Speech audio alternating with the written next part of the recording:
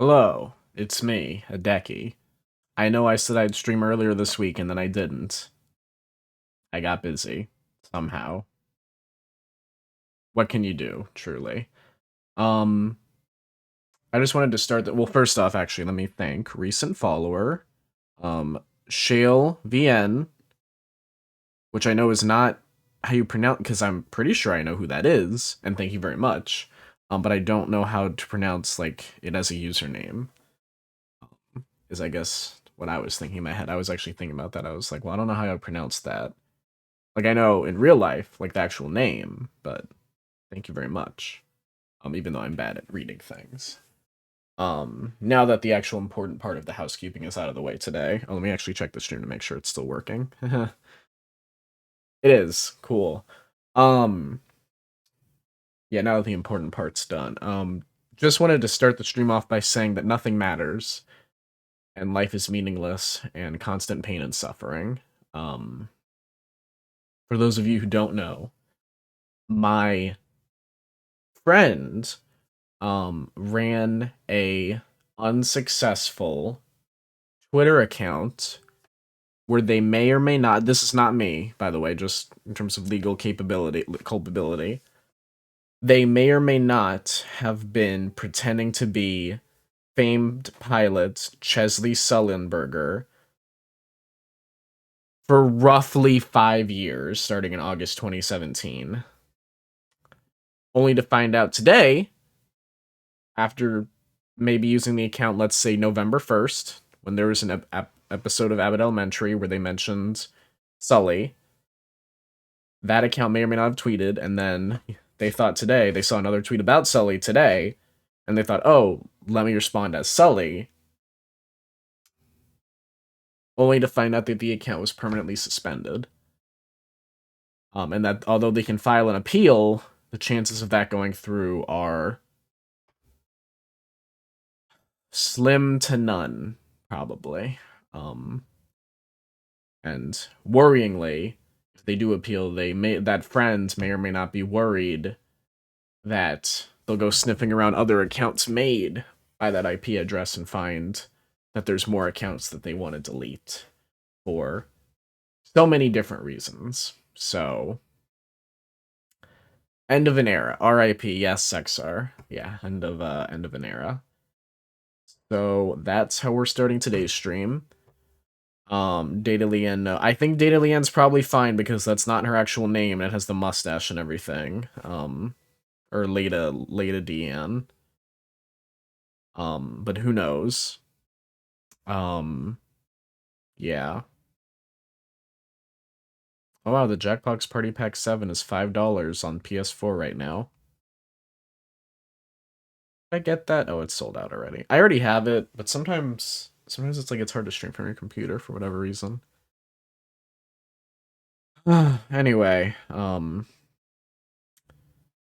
yeah, is the text squished a little? Yeah, I think the chat's squished a little bit in this chat box specifically. Oh, I remember having troubles with this because although it is squished, that might have made things worse. The problem is that if I bring it out horizontally, right, um, there's a chance that longer text will get cut off. I don't know how to fix that, to be completely honest. Um, but I unstretched out a little bit, so we'll see if that fixes it. Today we're playing a murder mystery game because I still can't get Night in the Woods to work. And I think that I'm just not. There's two possibilities of how I get to stream it, right? At this point, one, I buy it again on console because I don't think it's going to be free on console anytime soon. Because I had a copy through itch.io, which was during a big bundle. And then I also had a copy through the Epic Game Store when it was free at some point. Epic Game Store loves to give away games. It was free at some point then. Um, so, but I don't have it on console or anything. It's either that I get it on console, but I really don't want to pay $10 for a game that I already own two copies of, you know, or OBS updates like the Mac screen share feature, and it just natively does sound. I don't have to like put it through Wavelink because that's the problem I'm having right now is that Wavelink isn't noticing Night in the Woods as a program that's emitting sound for whatever reason. I don't know why. the same way it does Coffee Talk, or it did Coffee Talk. So it's like I could play it, but there would be no music. The only way there'd be music is if I'd have to like play it through the speakers and you'd have to hear it in the microphone, which wouldn't sound good. Like no one would win, really. So kind of a bummer, but it's fine. Gamers Rise Up High P Stone underscore. So yeah, so instead, because I was like, oh, what like autumn games do I have? I have this, which is A Case of Distrust. I don't know that it's an autumn game. It takes place in 1924 San Francisco and it's a murder mystery, but in my mind, I was like, murder mysteries are kind of fall themed. And also, it's like orangey red and everything, so it seems period appropriate. And also, it's very appropriate. Now, I had this planned earlier this week. It's very appropriate now that Chelsea Sullenberger has been murdered, so.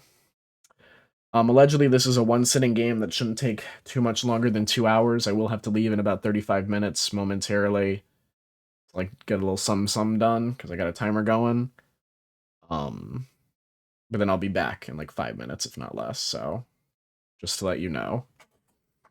And this game is going to be all me talking, so this is really good for my throat, which, whether or not I accidentally got a bunch of smoke in my throat yesterday on accident, because of something in the oven, who knows? And it's still kind of smoky in the house right now.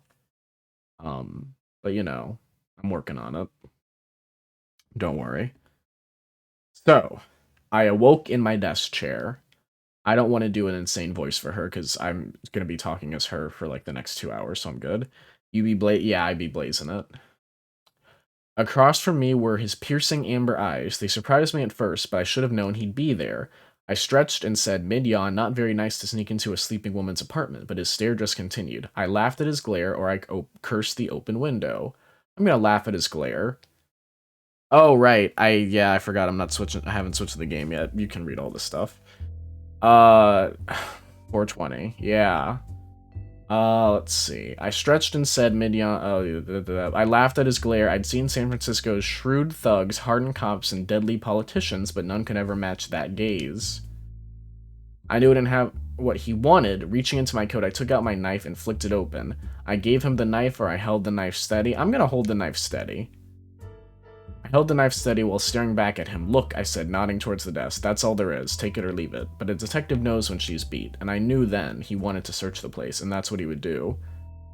I sighed, knowing my weakness for his type. All right, I said. Let's look.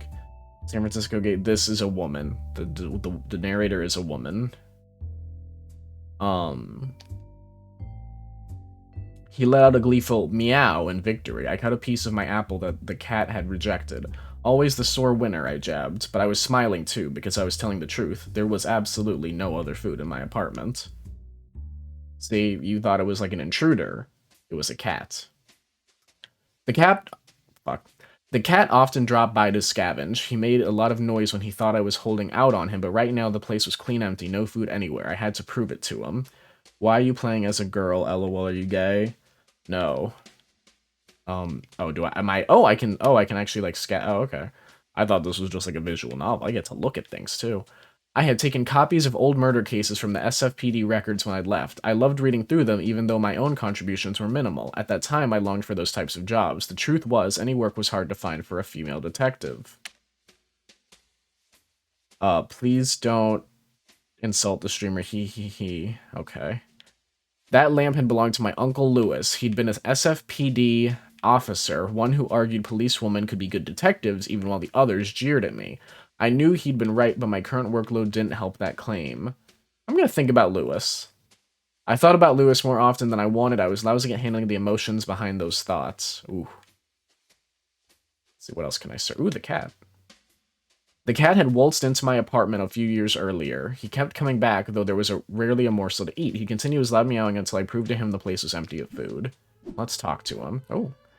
It doesn't matter how doe-eyed you are, cutie pie. We've got no food around, I told him. I really want to do like the...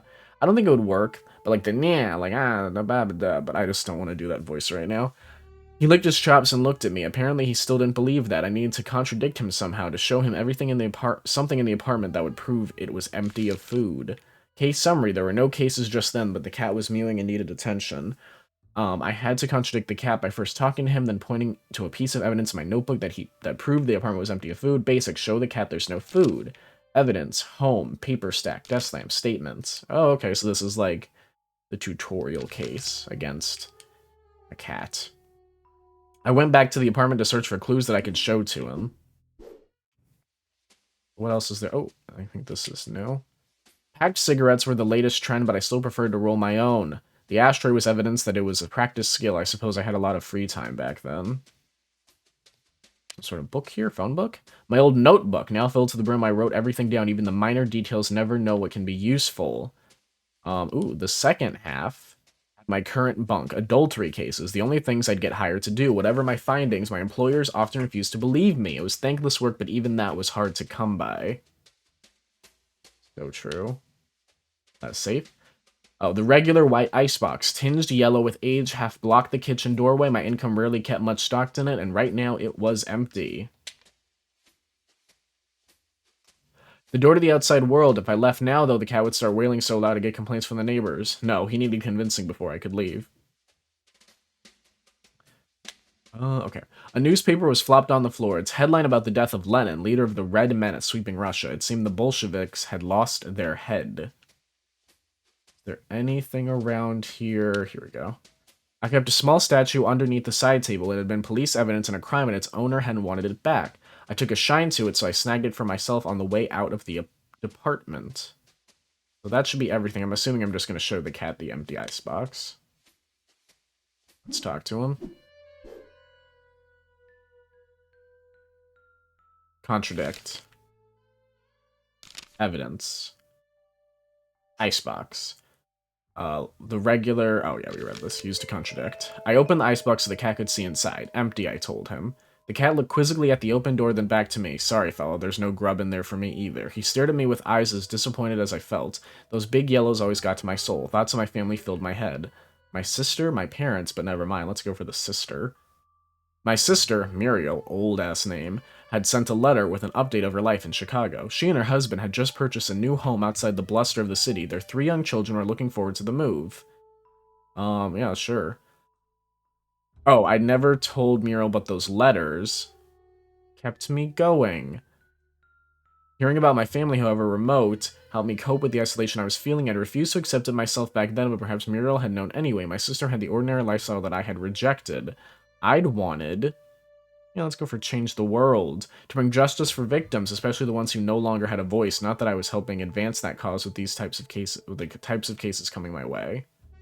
My mind spiraled into the usual series of questions. Had I even impacted the women's movement? Had I made any change on society at all? Was my plotting career worth losing traditional happiness? What was the point in the life I had chose?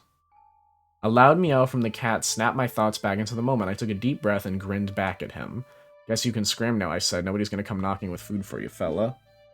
1 second, I gotta check my phone.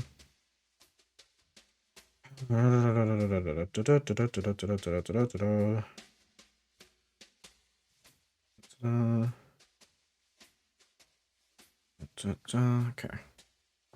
There immediately came a banging on the front door. Beyond a nuisance, this cat was psychic, too. You order out, I asked him. Open the door. Oh, okay. In the doorway was the regrettably familiar face of Connor Green. I stared at him, I looked past him, his company churned my stomach. It might have been his bergamot perfume, which hung around my nostrils like a lingering unwanted guest, or that sordid smile which was forever plastered on his face. 1 sec. What time is it? Check something.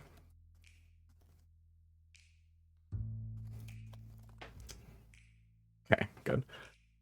He stared at me through the doorway with a coy smile. Well, ain't you gonna invite me inside? I started closing the door, but he stuck out a foot to stop me. Hey now, he chided. Foul way to treat a customer, Malone. So that was his angle, hiring me as a detective. I wonder what a bootlegger would need with a private eye, but he answered without my prompt. I'll make this quick. I can't take this to the hog house or the pigs would laugh me out. Another dicks just aren't as tempting. His grin widened. Thought this was going to be quick, I said, and I started rolling a cigarette. It wasn't quick, and I'd already rolled and lighted a second smoke when Green finally finished his story. I noted the important bits in my book. It had started with the letter slipped under his door in a white envelope. The envelope contained a single typewritten leaf, which he handed to me. It read, "End your game or we'll end you." It had no signature and said ending with only a small scribble in the bottom right corner that resembled a black hand.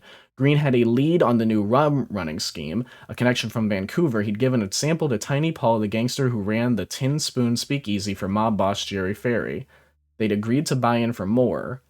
Jerry surmised the letter was about his rum running. Okay. He suspected Redstone Stable, another bootlegger, of sending the letter. He told me that that stable ran a barbershop during the day and gave me the address. Green needed to know who the threat was from. He'd get Paul's gang to deal with them and continue his scheme to get rich. If I go snooping myself, he concluded, folks see I'm not trusting people. No trust leads to no customers. I needed to play it low-key, which is where you come in. Oh, I need to play it low-key, which is where you come in. I raised an eyebrow and stared at him through the cigarette smoke. Something in his yarn was still twisted. He must have noticed my reticence, because he said, you know I worked closely with Lewis. I'm sure he'd want to protect me as much as any other victim. My uncle. I had finally accepted Lewis's death. It was the only conclusion possible. He had taken his own life. He was the only officer who had let me walk the beat. He didn't take his own life. He got murdered. Or do more at crime scenes than comfort a widow. He'd been obsessed with helping victims and bringing justice to those beyond salvation. I'd quit the SFPD and started my own practice, taking his ethos to heart. Was Green worth my time? Would he be worth Lewis's? Green had tipped off my uncle in a few cases. I wondered if that was enough to warrant my protection. Before I could think past my headache, he threw a bill in my lap. Keep the C note as a retainer, and don't worry about getting in touch. I'll find you later for a chat. He turned down the hallway and I let him go. If he was willing to give me $100 with no commitment, I wouldn't stop him. I turned back to the apartment, still confused about the whole story. My headache wasn't helping either. Whenever I lacked clarity, a trip to Southern Coffee was usually the cure. So now I think we can just leave. I mounted a gold plate on the outside that read PC Malone, Private Investigator. There was only one place I needed to go to clear my head, Southern Coffee. Southern Coffee was a basement dive. It wasn't modern, hip, or ever busy, and it was my favorite place to down some paint, especially in the company of the best bartender in the city. I waved down a taxi cab and was on my way. I thought I might talk with the driver to pass some time. Fine. When the driver turned to ask where I wanted to go, I saw his striking blue eyes looked years younger than the graying temples beneath his wool cap. I was curious about his history. I stuck up a conversation, which led to his past life. Ever heard of the Suicide Club, he asked. I admitted I hadn't. Bob the Goat coined that phrase. Poor guy ate a runway for his last meal. War pilots, I asked. Half right. We was mail carriers. Uncle Sam was training us for the military. Shame so few made it.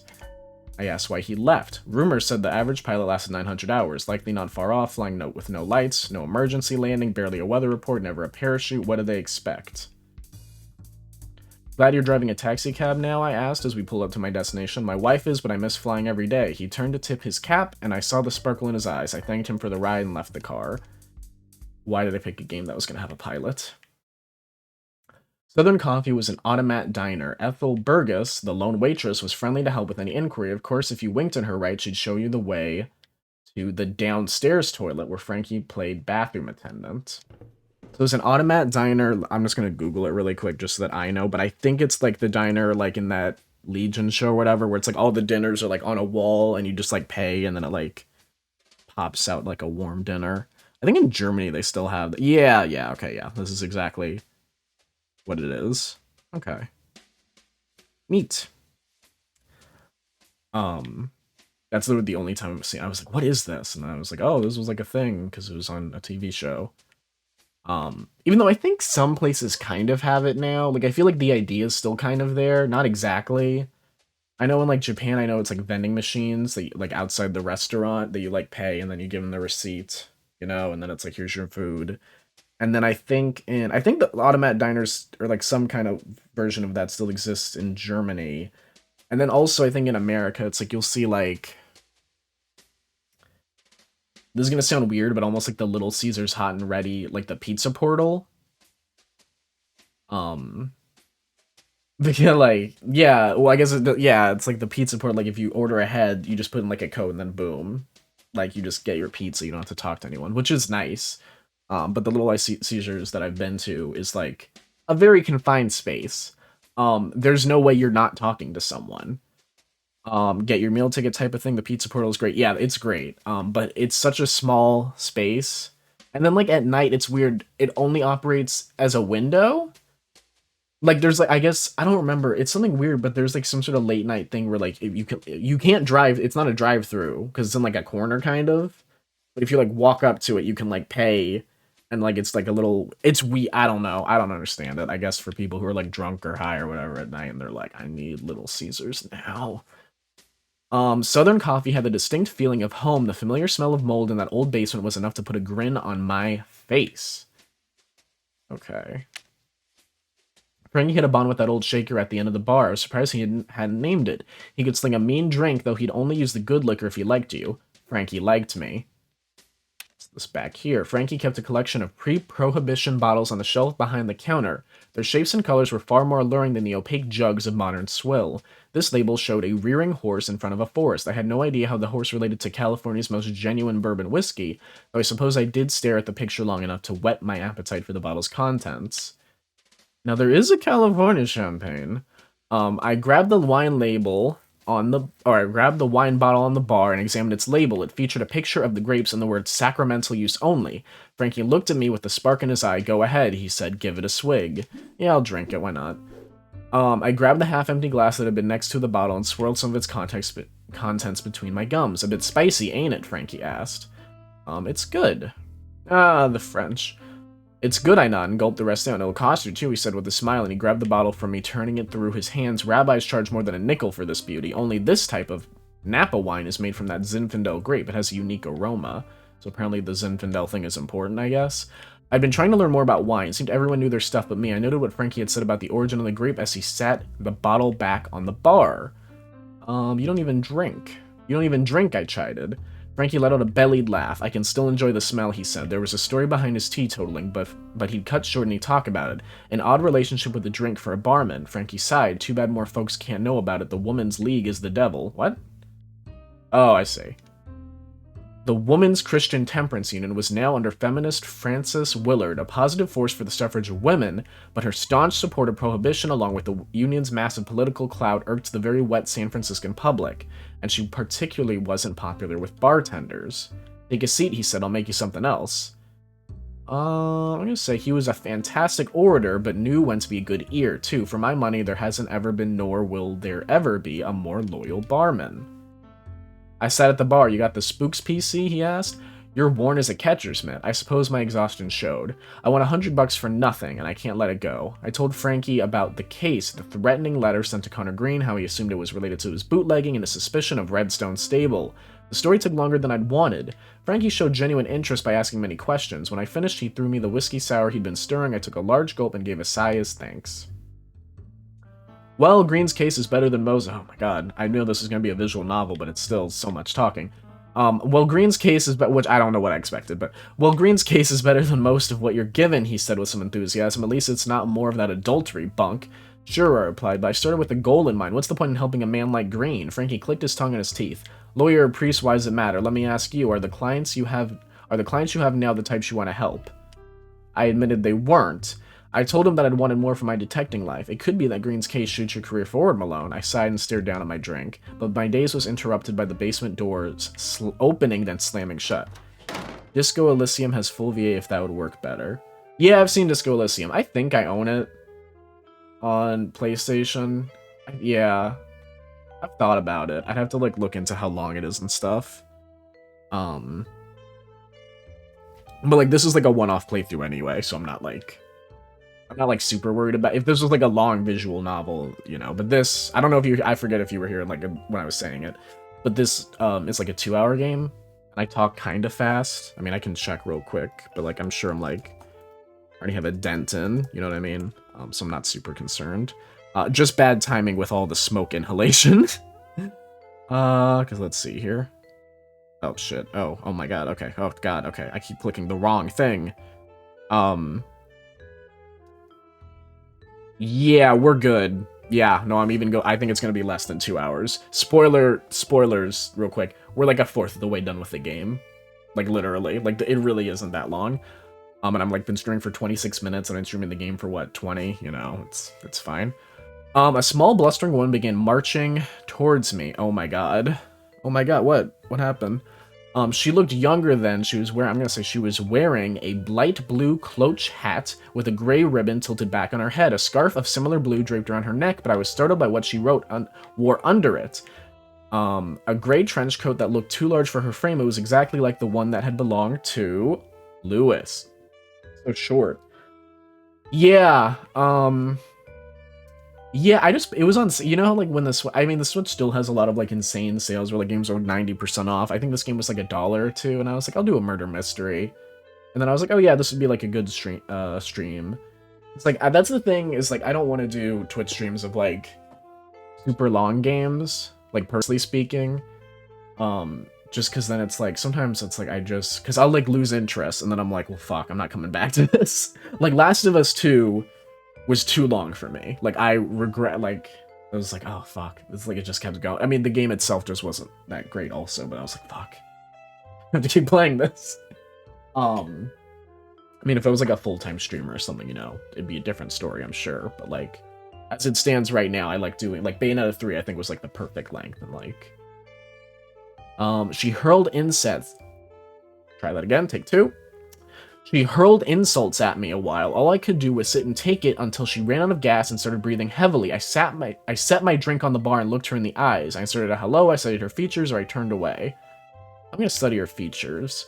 I studied her features more thoroughly. It was plain she was a knockout now that she'd finished shrieking. Beyond the latest blush and lipstick, she had the natural soft skin and bright eyes perpetually desired by the opposite sex. While I was eyeing her, she caught her breath and restarted her tirade. I'm the wife of that bum who sneaks into your bed.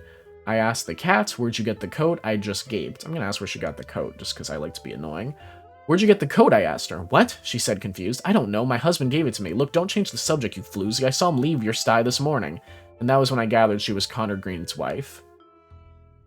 Now that I know the game is shorter, I do want to do voices. We'll see how it goes. Miss Green, I'm a PI, not a homewrecker, and I don't think your husband in his line of business would want to bet a dick anyhow. Dick. Her look was pure incredulity. A woman in that line of work? She questioned. I don't believe it. Let's prove it. I spit a little. Do I have evidence that proves that... Oh, I guess I have my notebook, right? I mean... Oh, shit. What's in Green's letter? That's the only other thing I can think of is, like, if it's in...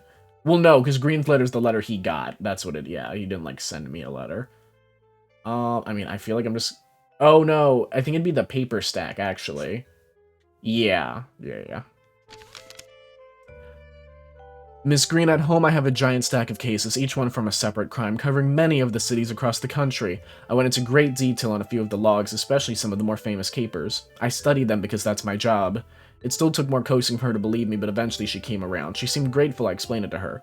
Apparently, she had seen her husband leave my apartment, and distraught, she had followed me all the way to Frankie's basement and decided to confront me. Wow, she is dedicated. I suppose I lost my head after what I thought I'd seen, she said, and she began to cry. Frankie, ever chivalrous to a dimpled girl, came around the bar and held her up.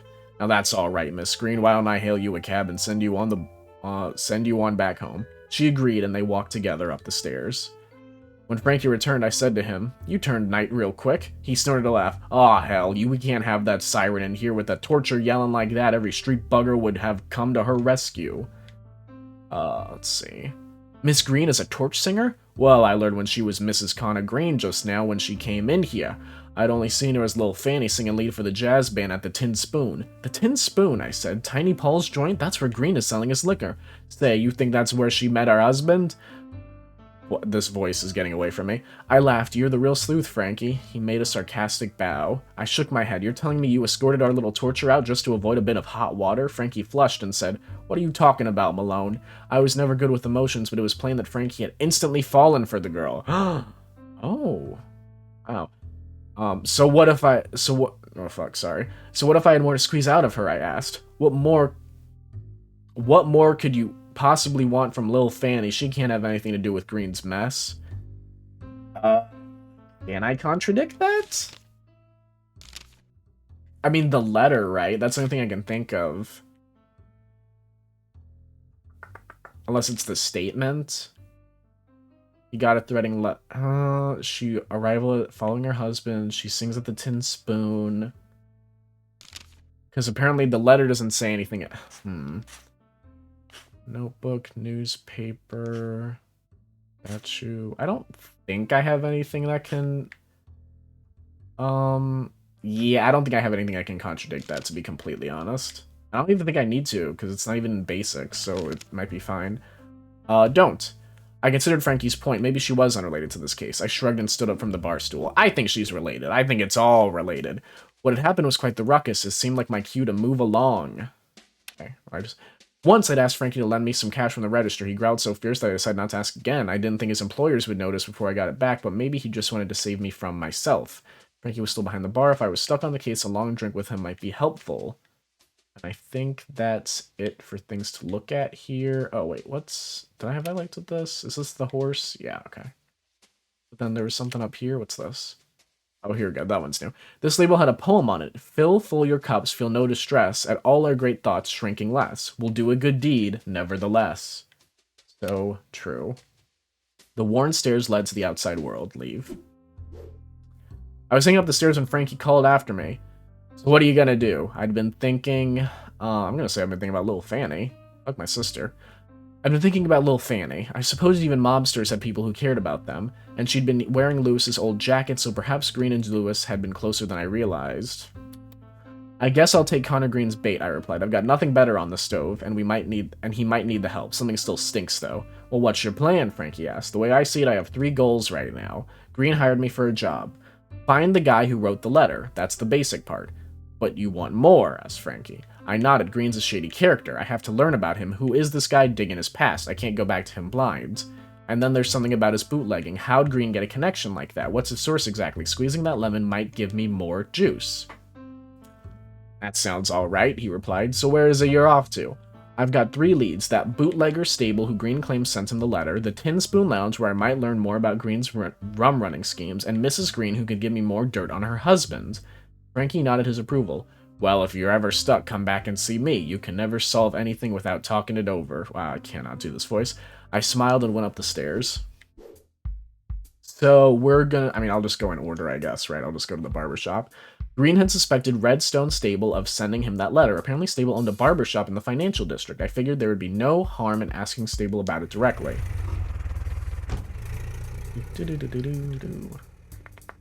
I flagged a taxi cab almost my way. I thought about chatting with the driver to pass the time. I feel like I want to talk to them just in case, but I feel like it might be, like, nothing. But, like, just in case they know a little something. The driver was an economics student at Stanford working to pay his room and board. He was an enthusiastic talker, the type of student who had yet to discover that he was not the foremost expert on any topic, and he disseminated European politics as though he was preaching unquestionable gospel. Wow. If only working as, like, a taxi driver could actually pay for room and board now at school. I indulged him and listened a while. You'll see, he said with a proud grin. France and England will be fine. They're going through the same resurgence that's happening here. The war has only made them stronger. I asked about Germany. Uh-oh. Oh, the filthy Hun, he snorted. Why? I don't know what that word is, and I don't know if I should have said it. Why should we care about them? Chancellor Marx puts out a statement asking us to take away our sanctions. Hell, if he wanted a fair shake, he would have started a damned war. I'm gonna disagree. I disagree. The Germans just depleted their gold reserves last month. They won't be able to run their country. The people will have to break free somehow, and it might not be pretty when they do. The driver snorted. Fritz coming back? Not in your lifetime, Mitz. We stamped them down for good. Good, okay. We rolled to my destination. I exited the taxi cab. Ruh-roh. The art style is... Yeah, I like the art style. It is fun. Like, I think for, like, a 2-hour game, it's nice. I wouldn't want to, like, do this for, like, a long period of time. But this is, like, nice for, like, a little story. Like, if I think his name's Ben Wander, or Ben Wanders, like, I would play, I'd play another one of these, so far, at least. Maybe I'll hate it by the time I finish. The barbershop was down an alley in the financial district opposite the red brick, National Banks, or some bank. The small bell above the door twinkled as I walked in. The maroon leather chair looked comfortable. It seemed elaborate for a barbershop waiting chair. The hat rack was a deep mahogany engraved with gold lettering that read Fraser and Company Furnishings. Fraser & Co. The 2 sides of the mirror's frame were cylindrical, painted blue, red, and white to look like barber poles. They clashed with the otherwise elegant furnishings. The modern hydraulic barber chair had always seemed ostentatious to me, but this one with its soft brown cushions and gold embroidery was the most ornate I had ever seen. The frame on the back wall contained a yellowed photograph of an old man. He had an authentic smile and held scissors in his left hand. Stable's cabinet was similar to my own, but where mine was a dull gray metal, his was a deep red wood that looked heavy. The more I talk, the more I'm, like, self-conscious about my voice, and then I think about the fact that time when sometimes when I go out, I have to do like a voice. Otherwise, people can't understand what I'm saying, which I think I'm easy to understand. I think that. Other people disagree. Oh, so I have to do something a little bit more like this. That's not exactly it. I can't really do it on demand. But I did that at Costco one time, and the cashier was like, you know what? You have a good voice, man. You should do radio. Do you do radio? And I was like, I don't do radio. And he was like, you should do radio or podcasting or something. And I was like, thank you. And like I said thank you, and I was very polite, but in my mind I was like, this is a lie, is what I'm giving you. Like I was lying to that man. Because my voice sounds like this. I don't like how high my voice is. It's just if I was rich, vocal training. I'm not saying I need to have like a Darth Vader, like James Earl Jones ass deep voice, but right now I'm just like, it's nasally. I have the voice of a complainer, I think is the thing. Which, to be fair, is fitting. But I don't know. I like your voice, thank you. There was a tall man in the center of the room. He was wearing a flamboyant pink suit tailored to accentuate his stature with a maroon bow tie and pocket square. I gathered this was Redstone Stable. Let's talk to him. The man turned to face me. He grinned, and his squinting blue eyes made... Sorry. I was thinking about a voice to give him, and nah, I'm good. I must apologize, he said. We do not take walk-in. Nope. We do not take walk-ins. Do I want to ask him for a chop? Well, I'm supposed to be low-key about this, but I also don't know that there's really, like, a game over in this game, you know what I mean? I'm gonna ask him for a chop. I asked him for a chop. I'm sure you can squeeze me in. His eyebrows raised and he chuckled. I am completely booked, Miss Malone, but perhaps another time. His laugh both looked and sounded abnormal, wheezy but forceful. Yeah, I was gonna say, how does he know my name? But I feel like that's a dumb question to ask, because it's already established he knows, right? And he's not gonna tell you, probably. So let's go for a drink. Well, how about a drink, I said. At least you'd be more useful. Stable's eyes lit up and he laughed. You are completely unlike the other sleuths. He poured me a whiskey and handed it back to me. As I gulped it, he asked why I was there, with genuine curiosity in his voice. Ask about notes. It's like, do I just want to ask about the letter? Yeah, why not? The day before... Yeah, I'll ask about the note. I pulled Green's note from my pocket and showed it to him, but didn't let him hold it. Green tells me this letter's from you, I told him, but he doesn't like the threats. Stable lowered his head to study the note, then chuckled. His knowing grin returned to his face. But this is a black hand letter, he said, flourishing a hand towards the paper. Have you ever seen a black hand letter, Miss Malone? I confessed I hadn't. Exactly, he said. You should ring your friend Shipman at the station and ask him what it means. Sam Shipman had been one of my uncle's regular partners in the Vice rackets. I wondered what Shipman could have to do with Green's case. Stable seemed to think that he had a lot to do with it. I pocketed the letter and continued with my questions, but I made a note to stop by police headquarters and see Shipman. Disembodied nerd, hello! Well, Miss Malone, will there be anything else? Is there anything else to ask him about?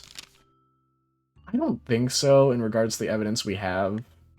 I don't know if he has, like, a line of dialogue for, like, everything, or if it's, like, Ace Attorney where he goes, this has nothing to do with me. Like, I can ask him, but here, I'll ask him about the bottle with the poem. He's gonna be like, no. Yeah, I got no good information from our exchange. Yeah, it's fine. I'm gonna leave. Nothing now, I said, and turned back to the barber shop. So let's leave. I don't think there's anything else I can gain from here right now. Let's go to the Tin Spoon. I'll just go in order. The Tin Spoon Lounge was a speakeasy in North Beach run by Tiny Paul, the gangster that Green had put in with. I'd never been there. The mob keeps a tight lip on their own houses, but I'd figured it would be a good place to chase Green's bootlegging story. Whoops, I hit don't. Okay, that's on me. Hold on. A little drunk at the wheel. It's fine.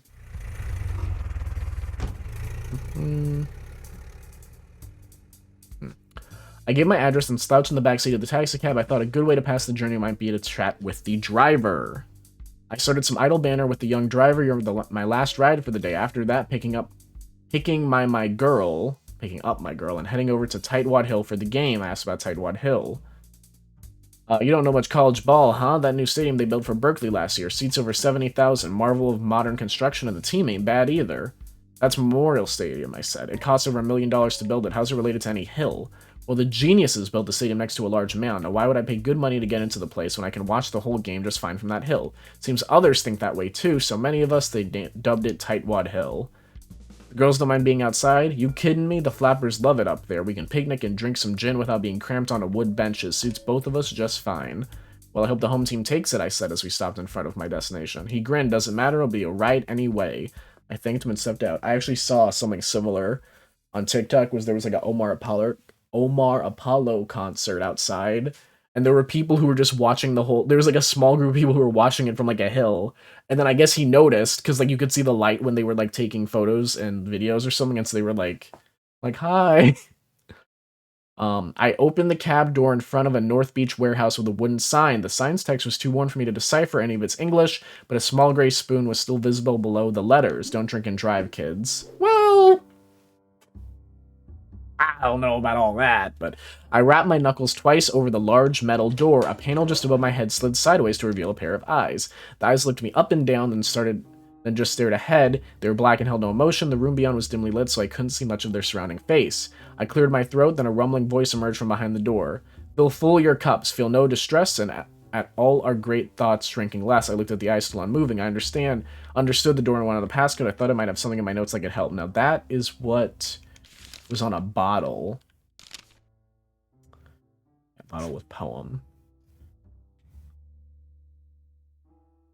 All I know is that it's on a bottle, huh? I don't really have anything else beyond that.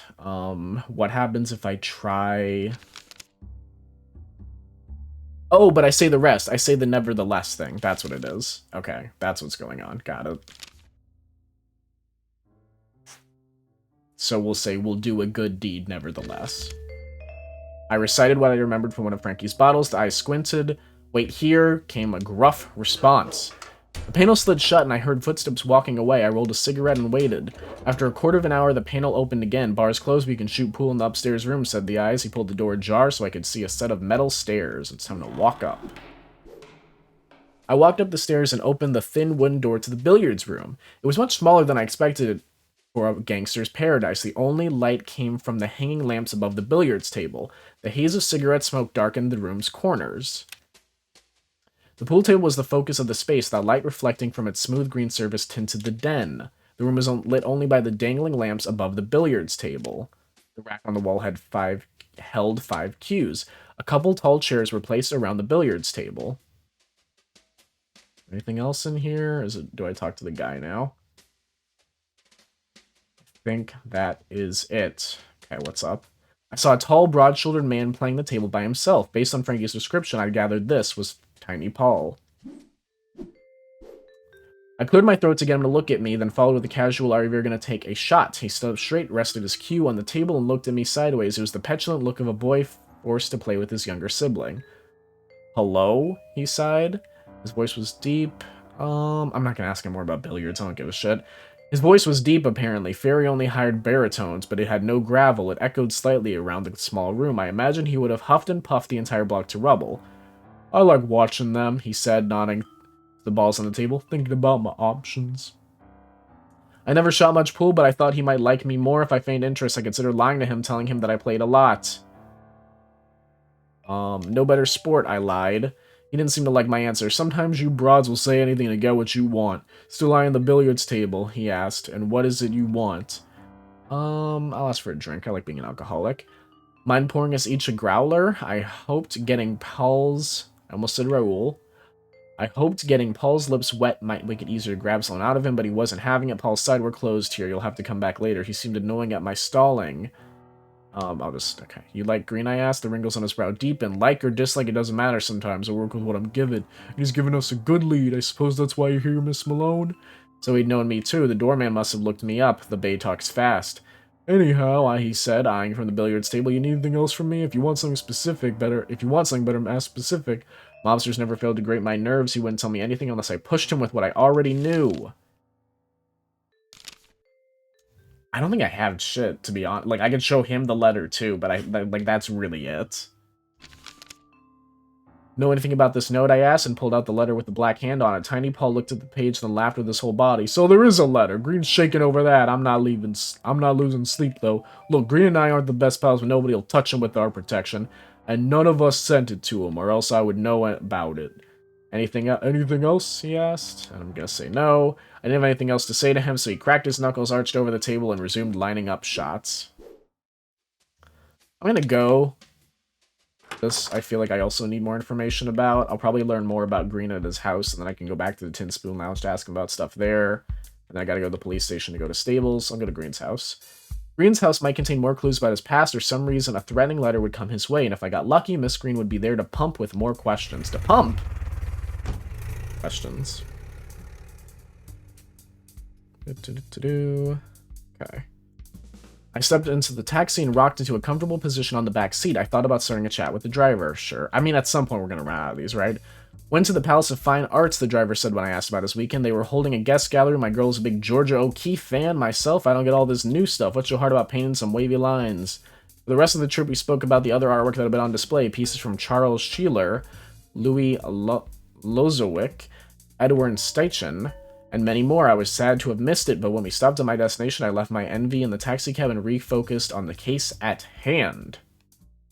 Green's apartment was a section of an old Western Addition mansion. The owners had divided into for struggling families to rent after the 1906 fire. Once downtown had been rebuilt, people of means moved out of the area. Recent immigrants, mainly from Japan, rented most of the apartments in this part of town. I knocked on the front door but didn't get a response. The latch was undone, so I pushed it open and stepped into it. Oh, shit. Okay, hold on. I'll be back. I'll be right back. I gotta do the thing that I sent. I'll be back.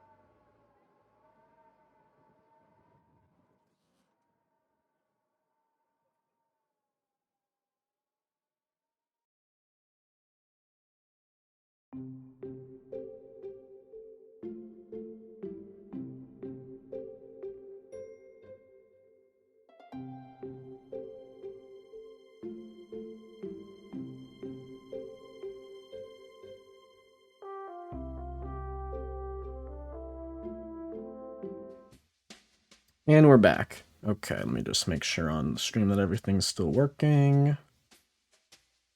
Yep, okay, cool. I knocked on the front door but didn't get... I don't know if I said this earlier, but just it's not a secret. I'm just, excuse me, seasoning cast iron pans in the oven right now. Which is why I got a bunch of smoke in my throat accidentally, because there was a lot more smoke in there than I realized, even though I'm using...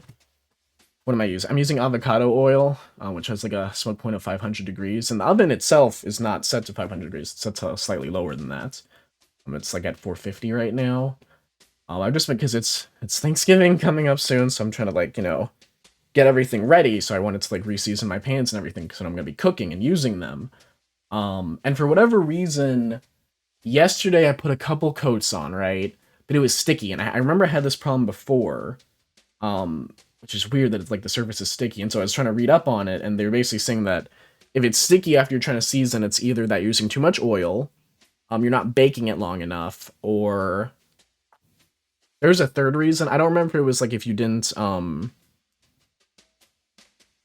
scrub it well enough. I don't remember what the third reason was, but I think there's a third reason that I had to look into. So I raised the temperature in the oven, and I'm also keeping the pans in there for longer to really make sure that the oil bakes in. It's because you need it to reach a certain temperature for a certain amount of time for it to like fully polymerize with the cast iron. So I'm doing that, and then I'm also putting in less oil on both pans. So I'm trying to see, and so far they seem less sticky. Could I don't know if it. I don't know if they also needed more coats too. I mean, it couldn't hurt. I only think I put in 3 or 4, and you can do up to like, I think up to 10 for like a new pan. These aren't new pans, but they did need to be reseasoned. I didn't do like a full on. I think if you just like lie, you can like do like a full on strip. But for this one, I just used like a cast iron cleaner and some like kosher salt to like really scrub it. And get all like, there was like a little bit of rust in one little part, so I got that out. But then I didn't realize that apparently, I guess there's like rust on like the upper rim, which I didn't even know. I've never seen that before, but when I was seasoning it, like, appeared, so I'm like, oh, fuck, do I have to, like... I've been, like, seasoning that top part, too, but I don't know if that's, like, I'm gonna have to scrub that with kosher salt later. It's not a huge detail, especially if you don't see it, it's like, I don't really care. But yeah. Nice, what are you making for Thanksgiving? I can tell you, because I already have the menu kind of prepared. First off, I pre-ordered 2 turkeys this year. I don't know. Every year I'm done cooking Thanksgiving dinner. This year I pre-ordered 2 turkeys. Next up, I'm not making that. I'm making rolls. I use Joshua Wiseman's dinner roll recipe, which is like a Japanese milk bread kind of base with like a tangzong where you get milk and either bread flour or all-purpose. So I'm not exactly sure which flour exactly. But you get milk, flour, I think maybe a little bit of salt. You cook it up on like a small saucepan, and that's kind of like the basis, like for like the bread. And then you make like the rolls as normal, but you throw that in there, and that gives a nice chew and everything. I don't remember if there's yeast in there. Probably not, because I think you'd kill it. Love Josh. That's the recipe I use for the cinnamon buns. Nice. I think that Joshua Wiseman makes very good recipes. I cannot watch that man's videos. I finally unsubscribed to him because it just wasn't worth it.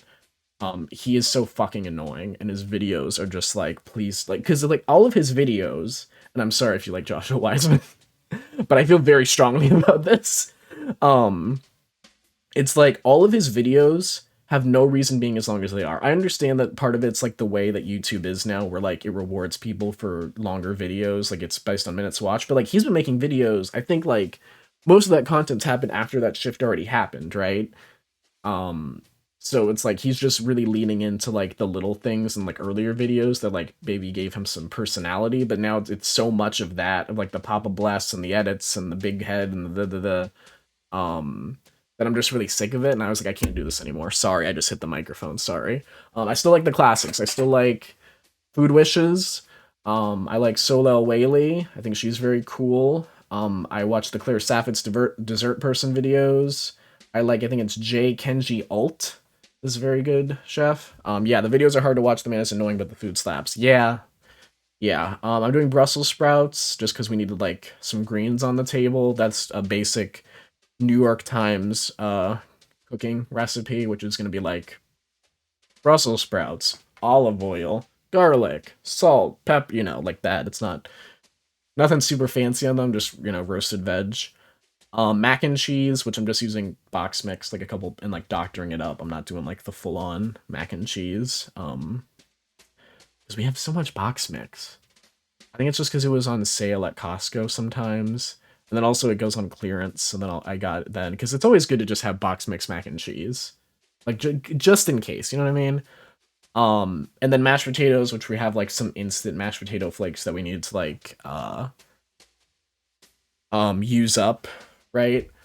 Uh, so I'm just gonna doctor that up too. And then on top of the mashed potatoes, I'm putting on, it's called like crispity crunchities, which is from the former what we used to know as the Bon Appetit test kitchen. It was when I think it's Carla and Molly were making mashed potatoes. And I was like, I'm not making that because it looked like liquidy. I was like, I don't want this. Like, it almost looked like a weird like yogurt. So I did Andy Baragani's recipe is what I did, I think, last year for mashed potatoes. It was really good. And then I used their crispity crunchities, which is like potato chips, butter, bread that you tear apart, and like some spices, and you put that on top of the mashed potatoes, and it tastes really, really good. Um, and yeah, I think that's it. Hopefully.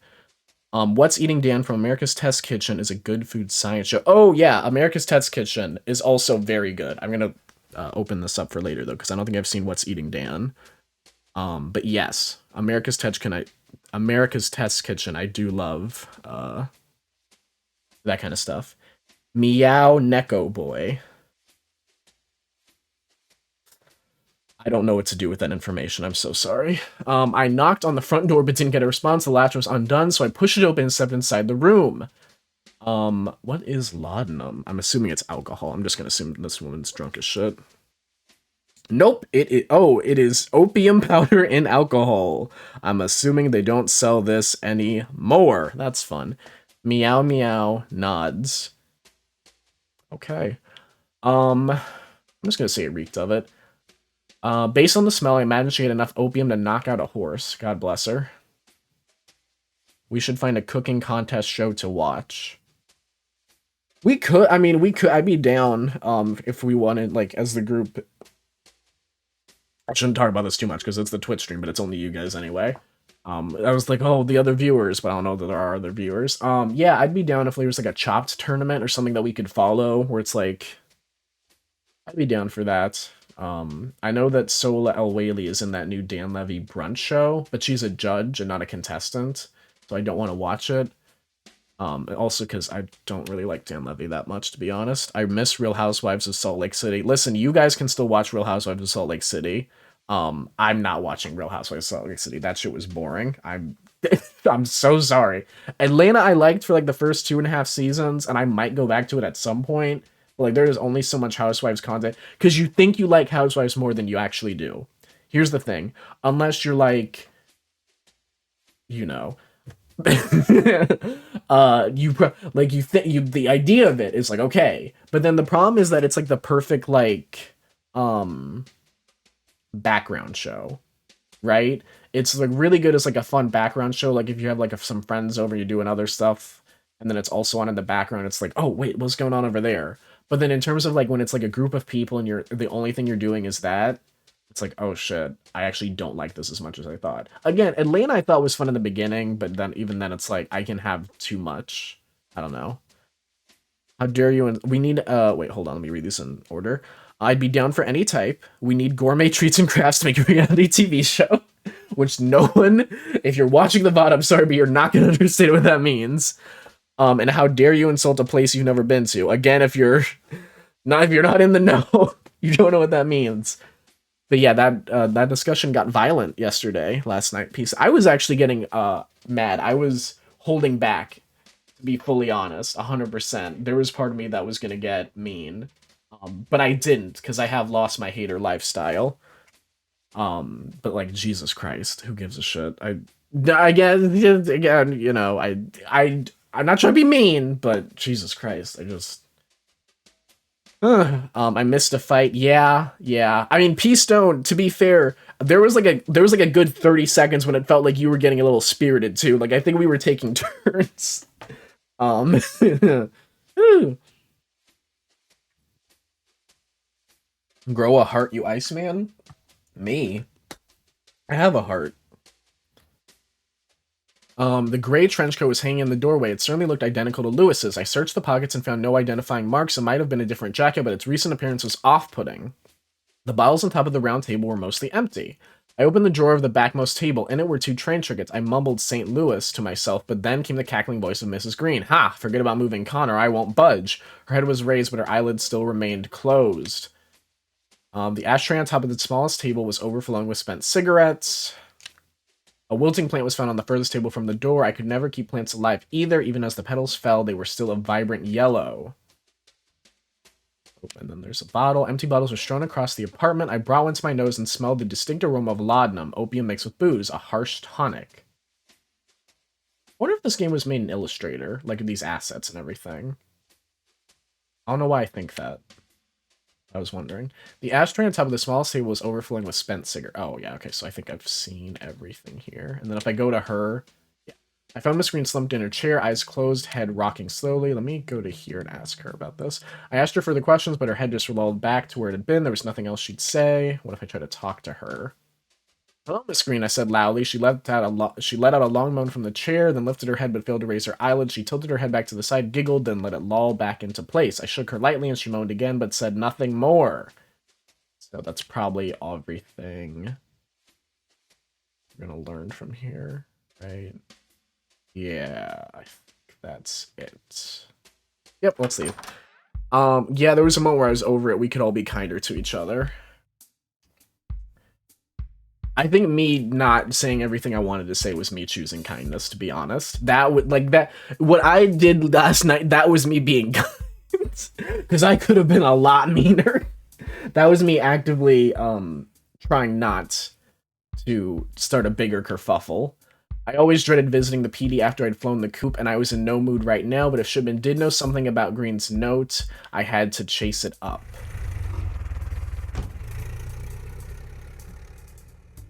I gave my address and slouched in the backseat of the taxi cab. I thought a good way to pass the journey might be to talk with the driver. Sure, if we're still getting new dialogue. Some weather ain't... Oh, God. Again, no one outside of this group will understand. But like, oh, the weather conversation. He said with a southern drawl. Oh, southern drawl. Well, it's some weather, ain't it? It's San Francisco, I replied. Expect fog and bring a jacket. Well, I wish I'd known that coming from Missouri. Maybe would have stayed on the river. There was always recent transplants to this city. Well, I'm definitely gonna ask him another question. Why'd you come here? Why'd you come to San Francisco, I asked. Oh, you know, I had dreams of adventure. Dreams that my small town couldn't fill. Thought of myself as a regular Mark Twain. But you know, I recently heard a... Oh, well, it's still him. But you know, I recently heard a quote of his. The coldest winter I ever spent was a summer in San Francisco. He laughed to himself. This is how southern accents work in my mind, by the way. We talked for a while about San Francisco, its overcast climate, its treacherous hills, its lush green parks. Eventually we rolled to my destination, but before leaving I asked, did Mark Twain really say that about San Francisco? The driver smiled and shook his head. Nope, but if I tell you he did, at least you'll remember a quote that's mine. I chuckled and left the taxi cab. When the snow turned to rain, please don't do this. God, I feel so... Listen, I'm sorry to Shenmue fans, but I do not want to play... Like, I almost don't want 4 to come out, because then I have to play it, and, like, God, Shenmue 3 is such a bad fucking game, and it costs so many millions of dollars, and that man cannot make it. Shenmue 1 is, like, fine. And Sega should have remade it like they thought. 100%. I mean, like... Would it have done that well? I don't know. I don't know how expensive it'd be to make a game like that nowadays. At the time, it was very expensive because it was a lot of, you know, revolutionary at the time. And then, well, I mean, I think also development costs were technically split between 1 and 2. Like, I think they were funding 1 and 2 at the same time, but like, woo! The North Beach Station was SFPD headquarters, also poetically baptized the Hall of Justice. The building dominated the corner of Kearny and Washington in Chinatown. Rebuilt after the 1906 earthquake, I thought it looked even more sour than it had before. I strode to the young bobbed girl behind the large oak desk. She must have been new because we shared no recognition of one another. I asked for Shipman and she motioned me to a chair as she pressed a pearl button. I remember when I used to be able to talk. It's all over. I sat down and she disappeared through a frosted door. I rolled another cigarette to pass the time. Between puffs, I thought about... my history of the apartment. I imagine the station captain would have been furious had he known I was there. I did, after all, break a tumbler with the help of another officer's temple. That had been my last day on the force. It wasn't long before Shipman walked out of the frosted door. Samuel Shipman smiled when he saw me. He'd always been helpful to me in my days on the force. Working closely with Lewis, he'd acquired the habit of bouncing theories my way. He judged officers purely on results, and because of that, he was one of my few fans. We exchanged brief pleasantries before he said, "Wouldn't come here for glad handing." Don't know what that means. He had a habit of removing the subject from his sentences. "What needs doing?" Oh, okay. I explained my case to him. He scoffed when I mentioned Connor Green. Working for that pinhead? Got a good mind to run him up a flagpole. I just need to know about this letter. I handed him the note Green had given me and explained its context. After looking it over, Shipman tried to stifle a laugh. "Complete bunk," he said. "See the symbol in the corner? Mark of the Black Hand Gang. Except, Black Hand letters are always ransom letters, not threats. No foothold on this coast anyhow. Never been one in California." So the letter's a fake? Who's texting me? What's going on?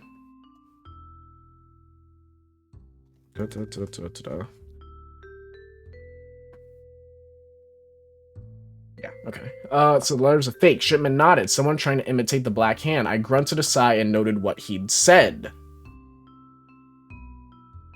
"Don't know if Green is getting one over you," he said, "or if someone else is pulling Green's leg, but having more dirt on the man couldn't hurt, especially if he's your client."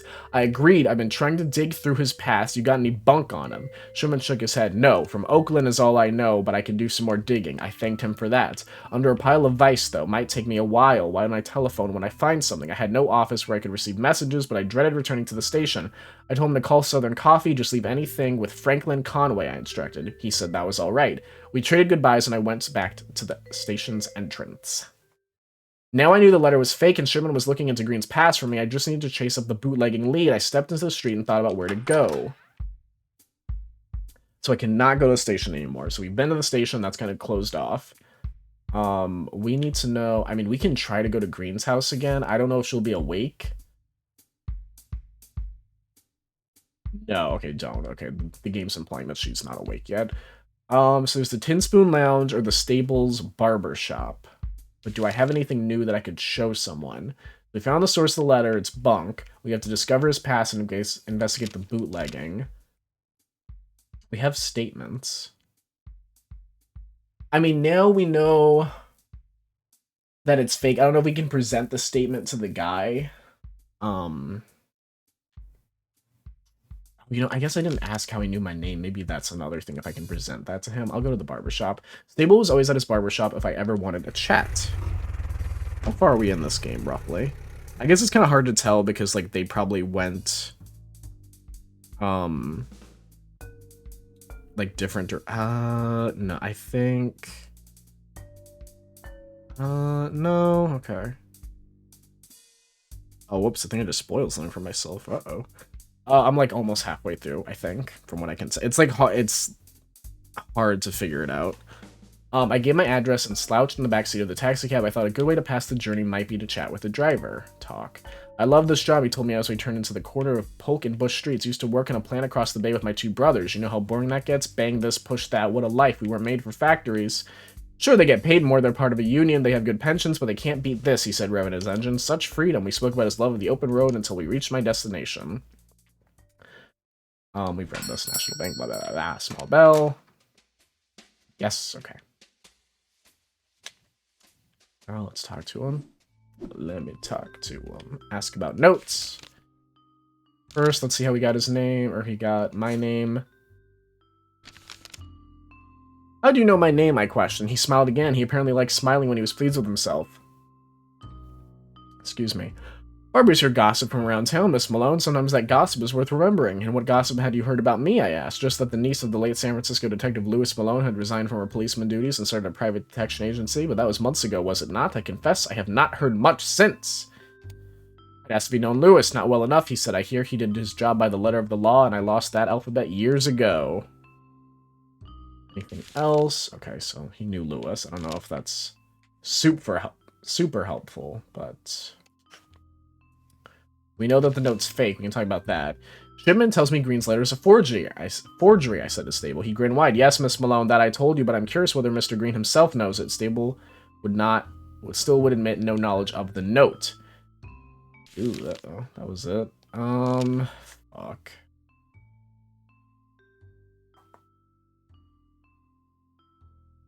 Can I ask him about the poem, maybe? Because maybe does he know anything about... Yeah, he doesn't. Okay. Oh, I can ask about the picture frame, actually. According to the picture frame on the wall, that the old man, I asked. Stable turned to look at the photograph. No, that is my grandfather taken near the end of his life. Why'd you hang it in here? But the store was formerly owned by my grandfather. He started with humble beginnings. My Zaid taught me the meaning of hard work and dedication. I'm humbled by reminders of them. Is that like a foreign language word to describe grandfather? Yiddish for grandfather. Okay. Anything else? So... You know, he didn't send the I don't know if that's gonna really change anything. Actually, yeah, that's nothing. The cabinet? Ask about the cabinet. I nodded to his furniture, elegant trappings for a barber. Math was never my strong subject, but I can't see a barber making enough for all this. He smiled. Yes, I do have other methods of procuring wealth, but I do not engage in illicit activities, if that is your implication. So that I'm sure I didn't get any notes on. That's like, I feel like that really isn't... I don't know. Tickets to St. Louis? I don't know if that really... Yeah. Oh man, this is the hardest part of any detective game, is knowing how evidence works. I'm gonna leave. I mean, it has a built-in hint system at Southern Coffee. I guess it'll like tell me where to go. I'll go to Tiny Paul. Tiny Paul is probably still shooting pool upstairs. I could talk to him or search the place if I felt it would lead anywhere. So let's go to Tiny Paul right quick. I grabbed the taxi cab and told the driver where I wanted to go. I thought about talking with him on our way. Sure. The driver started talking about the latest films. Have you seen the Ten Commandments? He asked excitedly. I admitted I hadn't. There's this scene, okay, where Moses parts the sea and the Israelites walk through the part. I mean, they walk across completely here. I don't mean in the story, but in the film itself. Just a group of actors in between mountains of water. It looked real. I melted in my seat. How did they do it?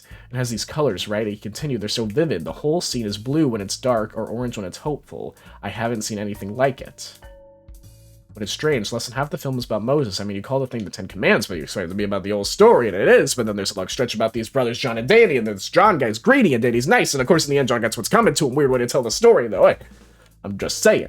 I'm glad the Italian slipped out there. Anyhow, we're here, but you should really see this flick considering how much he told me about it. I feel like I didn't need to anymore.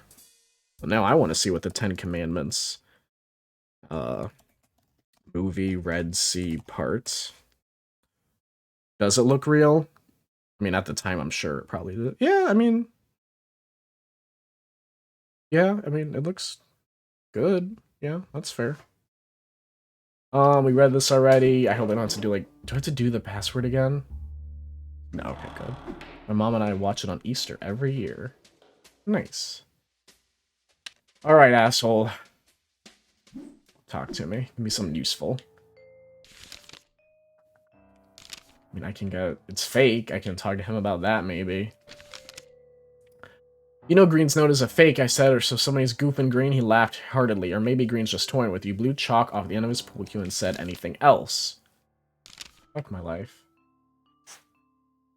I mean, this is Tiny Paul's statement, so I can't really present that to him, huh? Oh, so... Oh, that is a new thing, is that he says he doesn't bootleg. So let's ask Tiny Paul about that. Know anything about Redstone Sable, I asked. Heard the name, but why all the gossip? He could tell you more about himself. You wouldn't give me anything on him. Now, why would I do that? He shook his head and asked anything else. Oh, so he won't talk to me about that. Damn. We can ask about Miss Green. Green's wife is a torture hero. Oh, that's right, I forgot. Yeah, should have done that earlier. Paul smiled with the pipe she's got built in that body. She's the reason most fellas keep coming back to the joint. Okay. Do that. Oh, I could ask about the new bootlegging scheme. No. I can ask about this. So you're giving Green the dough, I asked. That's right, we gave him the cash to get the supply going. You're already giving the money, are you afraid he's going to run out on you, I asked. Tiny Paul frowned. I suppose you know less than I thought. Well, just to set you straight, that kid's right under my thumb. No way he'd get out of town alive before setting up our source. Okay. That feels like a new statement from Tiny Paul. He has others watching Green. He gave Green cash. He didn't send a letter. I mean, this I feel like would be the same thing as... Did I already say? Specs Redstone stable? Yeah, okay, I did. Evidence-wise... Gets to St. Louis? Maybe? I mean, I might as well try. Oh, here we go. I considered telling Tiny Paul about Green's tickets to St. Louis, but if these mobsters thought that Green was about to blow a town, excuse me, they'd be liable to dig him an early grave. I still need to solve my case, and for that I need my employer alive. Maybe after all it all cleared up, I'd mention Green's tickets. I must have been lost in thought because Tiny Paul, can I get back to this already? Motioning to the pool table. Got it. I'm talking to him about the password. We'll do a good deed nevertheless, I repeated to Paul. Why make an old liquor slogan your password? Paul smiled. An old liquor slogan? That's rich, and here I thought you digs were supposed to be learned. I raised a questioning brow. It's called The Drinking Song, a poem by Thomas Hardy, an old Brit. I asked more about the poem. It's all about man thinking we're at the top of the chain and slowly understanding we aren't. All our thoughts, all our theories amount to nothing. We're just apes floating in the wide ocean of space. How can you possibly cope with that? How do we even know what we are now? But to hell with it. Take your mind off it. Have a drink and do something good. Not a bad code if you ask me. I tilted my head, neither agreeing or disagreeing, but simply impressed by Paul's knowledge of Victorian poetry. All right, that's enough of a lesson. Is there something else you wanted to... Or can I get back to this? He mentioned to the billiards... He motioned to the billiards table. Do I ask him about the table? My eyes drifted to the table. Seems like you're doing like the game as much as the strategy. You got it. Now kind of get back to it, or you got something else to ask me about? Oh, for fuck's sake. Ask him. Ask him what? What do you want me to ask him about? I can ask him about stables. I don't think I'm getting any answer about the... Yeah, nothing. The table, IDK. I just asked him about the billiards table. Or do you mean the only other... I just asked him about the billiards table. The only other table I can ask is the round table. Which I don't think he'll say anything. Yeah. Right? Or did I ask him about the cool rack? Q rack. Yeah, this is... Yeah, that was the billiards table. I don't know if he'll say anything different about the Q rack. I could ask about the lamps. Okay. And that's nothing...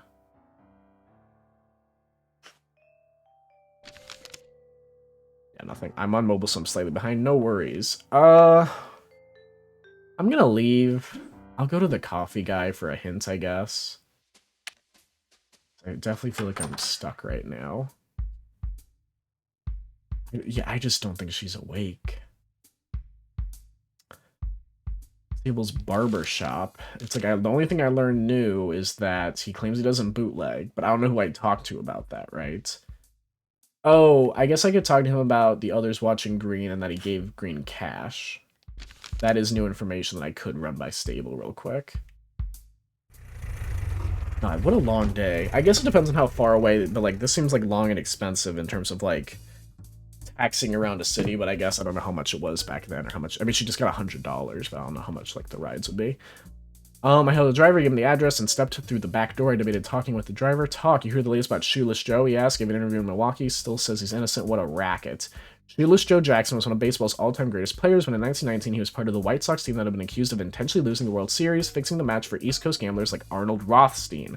The scandal's magnitude was so enormous that every American was gripped by the reports in the newspapers, whether they were fans of baseball or not. Although the team had been acquitted in a public trial, baseball insiders still claimed the fix had been real. 8 White Sox players, including Shoeless Joe, were forever banned by the league. Throughout the ordeal, Joe had maintained his innocence, and he was suing his former team for back pay that he hadn't received after being banned.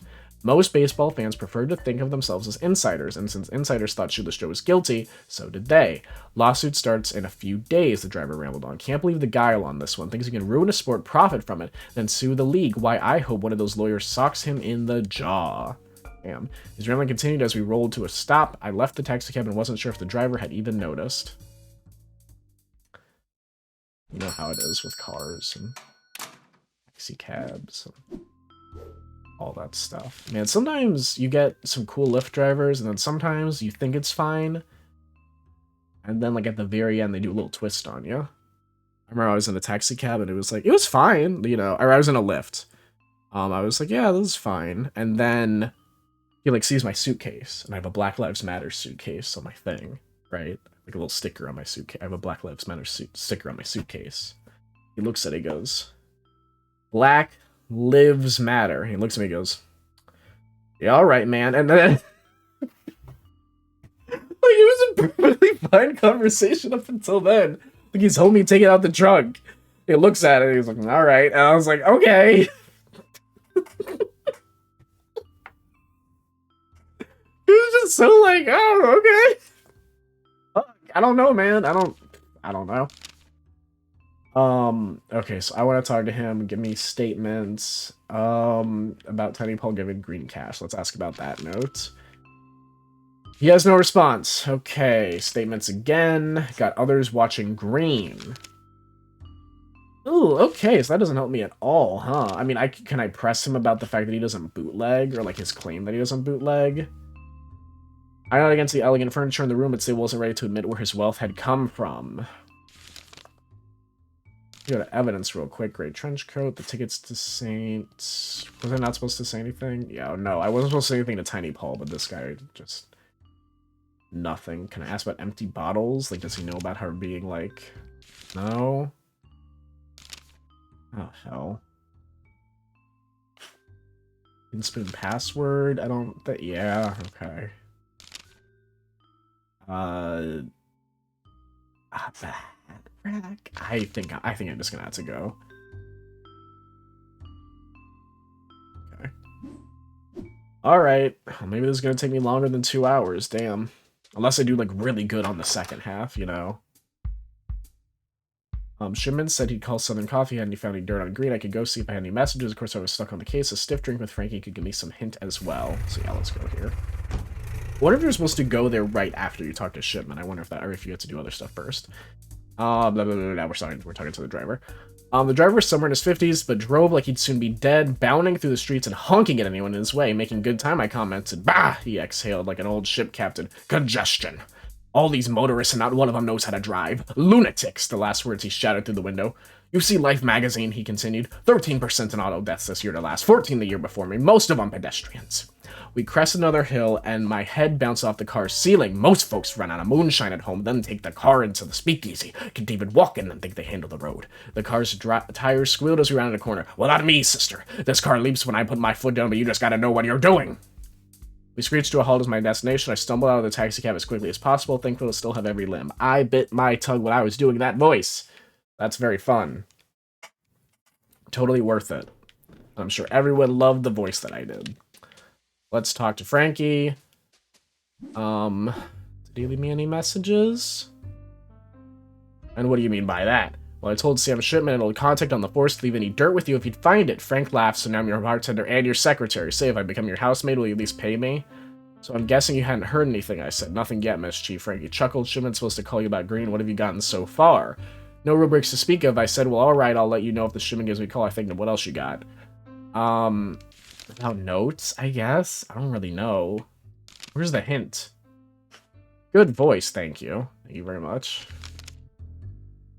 I'm not sure what to make of that note. In fact, I do. It's Bus. Green was giving me the runaround. This letter is a fake, so why would Green hire you? I gave my shoulders a shrug. I still need to solve that part. Well, let me know if there's anything I can help with.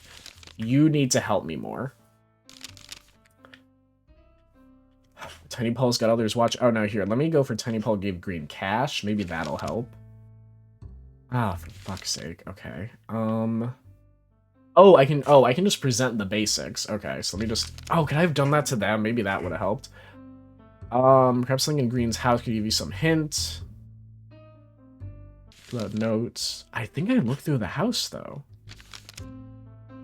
More dirt. Well, Green's working with Tiny Paul in the scheme. If I wanted to buy it from a new source to get a taster. I should actually read the mess. I don't know why I just skipped through all this.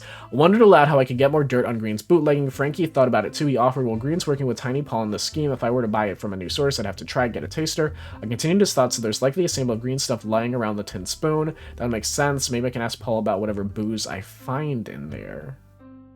I told Frankie about the password to the tin spoon, the same poem as one of your bottles. The Vincent when he laughed and grabbed it from a shelf. Why would they use it as their code? Some poem from an old Englishman. Harry's hiring romantics as gangsters now. So he said that there's some, if I look around the bar more, there should be something there in regards to evidence, because as far as I know, I didn't see a bottle. And then I can ask about the tickets to St. Louis. He said something about the past would be in the house. But I truly don't know. No. Round table, bottles, yeah, it's just more about that. I don't want to, like, ask him about every single thing, but, like... Oh, you know what? I could ask about the jacket, because that was Lewis's. Let me actually go for the jacket, I guess. No.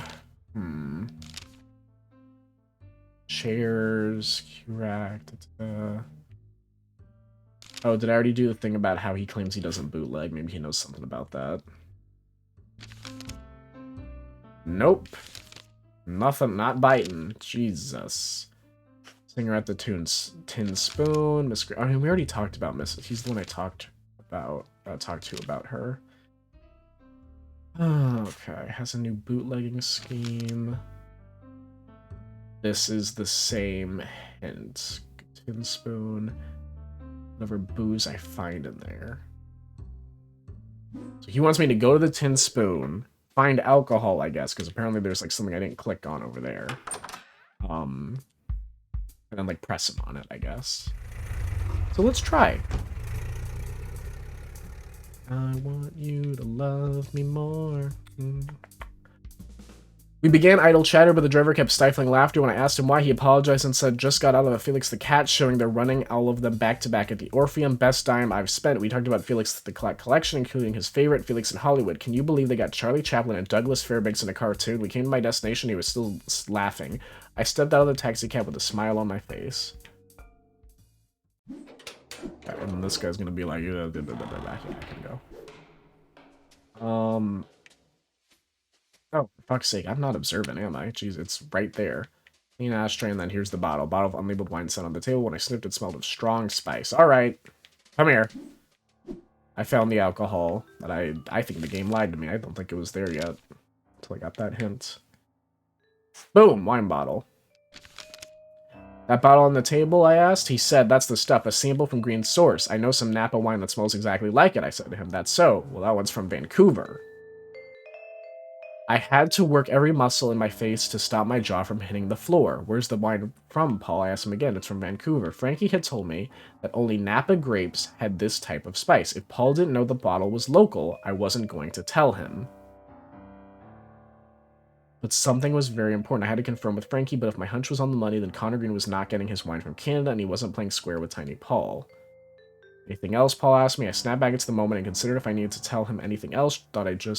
Though I just snagged quite the load, so I'm going to say no. So, I believe that the implication that we're going with right now is that Green is lying to Tiny Paul about where he's getting the wine. I'm not sure the motive. The motive I'm thinking of is that he's lying about where he's getting the wine in order to get more money from Tiny Paul. Like oh, maybe that's it, because like Tiny Paul gave him the money up front. And he's like, yeah, it's going to be like a hard thing because it's from Canada. Maybe that's it. The youth driving the taxi cab was driving in shirt sleeves, his hat and jacket on the front bench beside him. Our conversation led to the local dance clubs. We talked about dances. Every gal right now wants the turkey trot. He said, I don't know nobody who could keep it up all night. Give me the shimmy or black bottom any day. Too tired to lead your lady? Oh, too tired to lead your lady? He laughed. Most of these swing houses don't even got seats, so a fella's just up on his toes the whole night. By the end, I barely got any energy to walk home. Lucky that you don't need to walk, he smiled as we arrived. I thanked him for the trip and left the taxi cab. Second. Fuck. Let's go. So we're gonna present to him the wine bottle. Well, you like this, I told him. Remember the wine you offered me? Oh, my Zinfandel, you nearly finished? Where did you say the grape was from? It's from here, California, Napa, or Sonoma. You sure? Yes, Malone. That's the only place these grapes grow nowadays. And not Canada. What are you swinging at, Malone? Tiny Paul had a bottle of the wine that tasted the exact same, that identical spice. He said it was from Green's bootlegging source from Vancouver. Malone, I'm telling you, no wine anywhere else in the world has that spice. They for Vancouver, and Green ain't getting it cheap. I nodded. Well, you just confirmed my hunch. Green's got no source. He must be swilling Tiny Paul and the entire fairy gang, and I bet he'll run away with the money. Oh, okay, so I was wrong. So Kitos bought the bottle and was like, yeah, I get it, my sources, but he's just going to St. Louis. Frankie let out a long whistle in disbelief. Just then the phone rang. Frankie picked up with a hello right, then handed me the receiver saying, Shipman. PC, he said, his excited voice crackling the speaker.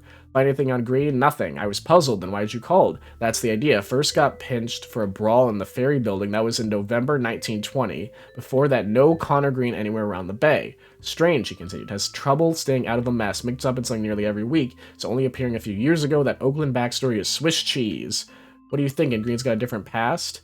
Uh-huh. Guess that he got here in 1920 and never been straight about where he's from. Wait, if Connor Green was a criminal in another town, especially some cop, easily some cop would recognize the name and send him back home.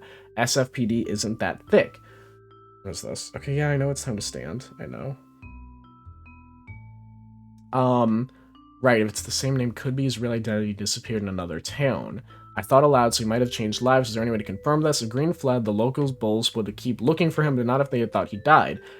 Get these cases sometimes where mobsters fake a death to escape a burg. Use a mingled stiff to do it, someone unrecognizable, that way they get out of town without a chase.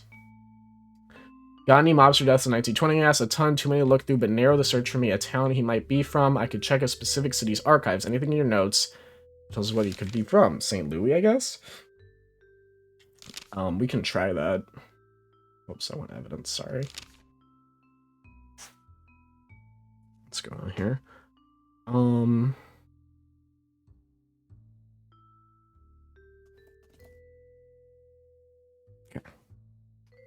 Yeah, tickets to St. Louis. I found some tickets to St. Louis in Green's apartment. I told him the missus was ruffled when I picked them up. I stayed on the telephone while Shipman used another line to call his contact at the St. Louis Post-Dispatch. I was nursing a glass of gin when he got back to me. Lucky break, PC. Seems there's one that fits the bill. He read aloud an article from, oh, that's a lot of text, from the St. Louis Post-Dispatch dated October 8th, 1920. Gun battle at June's Diner. Gangsta dead. Suspected bandit clubhouse. Scene of another deadly shooting. A heated argument turned deadly Thursday as multiple shots rang inside June's Diner on 14th Street. Suspected hideout of Egan's Rats. A man was found dead at the scene, unidentified due to shotgun wounds to his face. Police suspect he is mobster Breg the Jester, who had hired a private eye to investigate threats on his life. Last month, Chief of Police Brennan said investigating gangster on gangster deaths was a waste of time, and the discovery of the threats leads many to believe police won't go further into the case. How was that for an announcer voice? Everyone happy? Hold on, I said. This Breg character had hired a private detective. Seemed police are quick to forget a case if they got a reason to think it's just gangster violence. This lines up with Green, I said. Gets better. Breg's first name, Connor. I cursed loudly through the telephone. I continued with my theory, and your story says this Breg was deeply indebted, so maybe Green's just waiting in San Francisco until he's got enough dough to skip town and go home. He have some bootlegging business, Shipman asked. Why would he leave that behind? No, his wine is complete bunk. It's local stuff, not any Canadian route he might be claiming. I didn't know why he'd pull a fast one until now. Returning Breg to St. Louis could be huge. Swing by the station, we'll iron it all out. I agreed and slammed the receiver on its pegs. I need to make my way back to the station. Okay. So what is this cursor feels heavy? What's the news on Green? Frankie asked as I head up the stairs. Now it seemed like I had all the details I summarized it for him. So the total wrap. Green isn't really green at all. He's Breg the Jester, a former of Egan's Rats from St. Louis.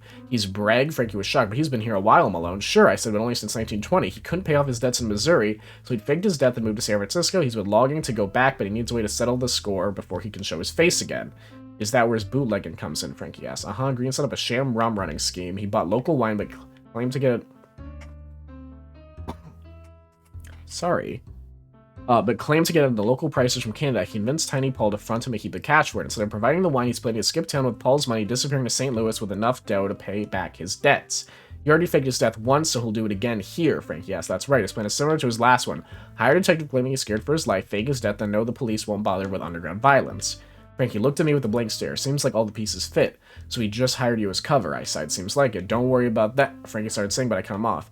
I'm going to see Shipman now. I'll sweep away this mess, then come back and see you. Have a stiff drink ready, I instructed. Just be careful, Malone. Egan's rats have a reputation. They can be ruthless. I turned and walked up the stairs. There's only one place to go, police station, so I'm assuming this is like the midway point, if not a little bit further. Green had hired me for cover so that he could blow town. Shipman held the final evidence to sink that plan. I needed to get to the station. Because this is a murder mystery, right? I'm almost certain. What to do? Let me see what's going on here. Yeah. Okay. Oh boy, man. I mean, I'm actually, I think, a little bit less than halfway through. Ooh, maybe I won't finish this today. I mean, I have like an hour, right? Yeah. Just going longer than I thought. It wasn't a case of can I read fast enough, it's if I'm smart enough. And the answer is no. I stepped into the taxi cab and was consumed with my own thoughts about the case. I finally caught my break, but it was a dud. I hadn't realized it, but I'd been reveling in real detective work. Once I learned it was all bunk, my mind reverted to its incessant nagging. Oof. I'm in a wallow. I love a wallow. Wallowed in my isolation, this career had made me miserable and left me without any friends, family, or lovers to lean on. There were many modern working girls, and I quietly scolded myself for choosing this profession. It all came back to the same basic premise. You're failing, my inner voice said. I began to feel nauseous in the car. My mind repeated its last thought. You are failing. Kind of depressing. And then everything turned to black, as if someone had shut all the lights. Uh-oh. My naked arms faded into view. They emitted a soft white glow. I waved them. I waved them in front of me, leaving streaks in my vision. Between the streaks, I had appeared in the distance. I could hardly see, but as the object billowed, a clarity came to me, then I understood what it was. Lewis's gray coat. I floated towards it. I reached to grab the coat, which was when I saw the needles. No, not needles, glass. Shards falling all around me. One piece wedged itself deep into my right elbow. I grimaced, but I was unable to make any noises or movements. But then, as suddenly as the rain had started, it stopped. I looked upward with the caution, wary of the rain's return, but above me I saw the gray coat. It was no longer billowing. It was rigid, a shield against the terrible rain. It started falling, slowly at first, but quickly it gained speed. It came upon me and enveloped me completely. It was suffocating. I couldn't breathe. I let out a gasp. And then the light. It pierced my eye sockets, hitting the back of my skull like a hammer on an anvil. I directed all my energy into my lungs and forced out a yell. That helped. Everything became quiet. I could breathe deeply. I noticed someone beside me. He gradually came into focus. Shipman showed me his teeth and a big smile. I looked up at him from my laying position on the Murphy bed. He swung his leg over a chair and sat beside me. Thought you'd never come around. What happened? I tried to ask him something, but another bolt of pain raced up my elbow. All I managed was a groan. Relax, PC, just a few scratches. Quite the auto crash. Flew straight through the front window. They took out a large piece of glass from your right arm. I nodded in agreement. I grimaced as the shake sent a sharp pain through my skull. I mumbled the words auto crash to myself. I wondered how bad the accident must have been. Shipman removed a flask from his pocket, unscrewed the top, and handed it to me. Not the best hooch, but might get rid of that banging in your head. I took a swig. I closed my eyes and sighed a deep breath as its warmth burned down my throat. I knew modern medicine doubts it, but that gulp of moonshine helped. I went to give the flask back to Shipman, but he put out a hand to stop me. Hang on to it. Might need another swig after what I'm about to tell you. I propped myself on my left shoulder to listen. About Green's case, the two of us figured out he was going to fake his own death. Shipman clicked his tongue to his teeth and looked towards the floor. That ain't happening. Last night, Connor Green was shot through the heart twice. What? I shouted. The exclamation was impulsive. I swung my legs quickly around and sat on the edge of the bed. My headache had suddenly vanished. Whoa there, Shipman said. Look, been here with you all night, he added quickly, in that chair beside the bed. Just telephoned the station to check in, and that's the rap they gave me. Told them what I'd known from you, and they said they'd chase it up. How do you know it was him? Another involuntary question. I was running on instinct. PC, faking your death involves a mangled body. Shot through the chest, his face is still intact. Whatever Green was planning on doing, he didn't get that far. And we looked it up. He doesn't have a twin. That would be too easy. Oh, thank God. Green hired you for this case, he continued. Gives you every right to follow it up if you want. That said, he was likely taking you for a ride. Wouldn't blame you if you want to drop it. But I like your help, PC. You know the case. Could use your head even if it's been bumped. Once you're feeling better, I'll be at the station. Come find me there. Shipman stood up and cracked his back. Maybe I'll catch him shut-eye on top of my desk, too. Sure beats that chair you got. He turned and walked out. Damn. I stood up... Oh, what's this? I stood up from the creaking bed and surveyed the cluttered apartment.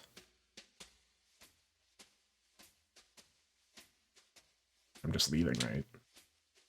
I stared at the doorway and took a deep breath. I supposed I owed Shipman enough to help solve the case. Even if Green had given me the runaround. After all, what type of detective would leave a case half solved? And I will be right back again, I think. Maybe shorter this time. Let's see.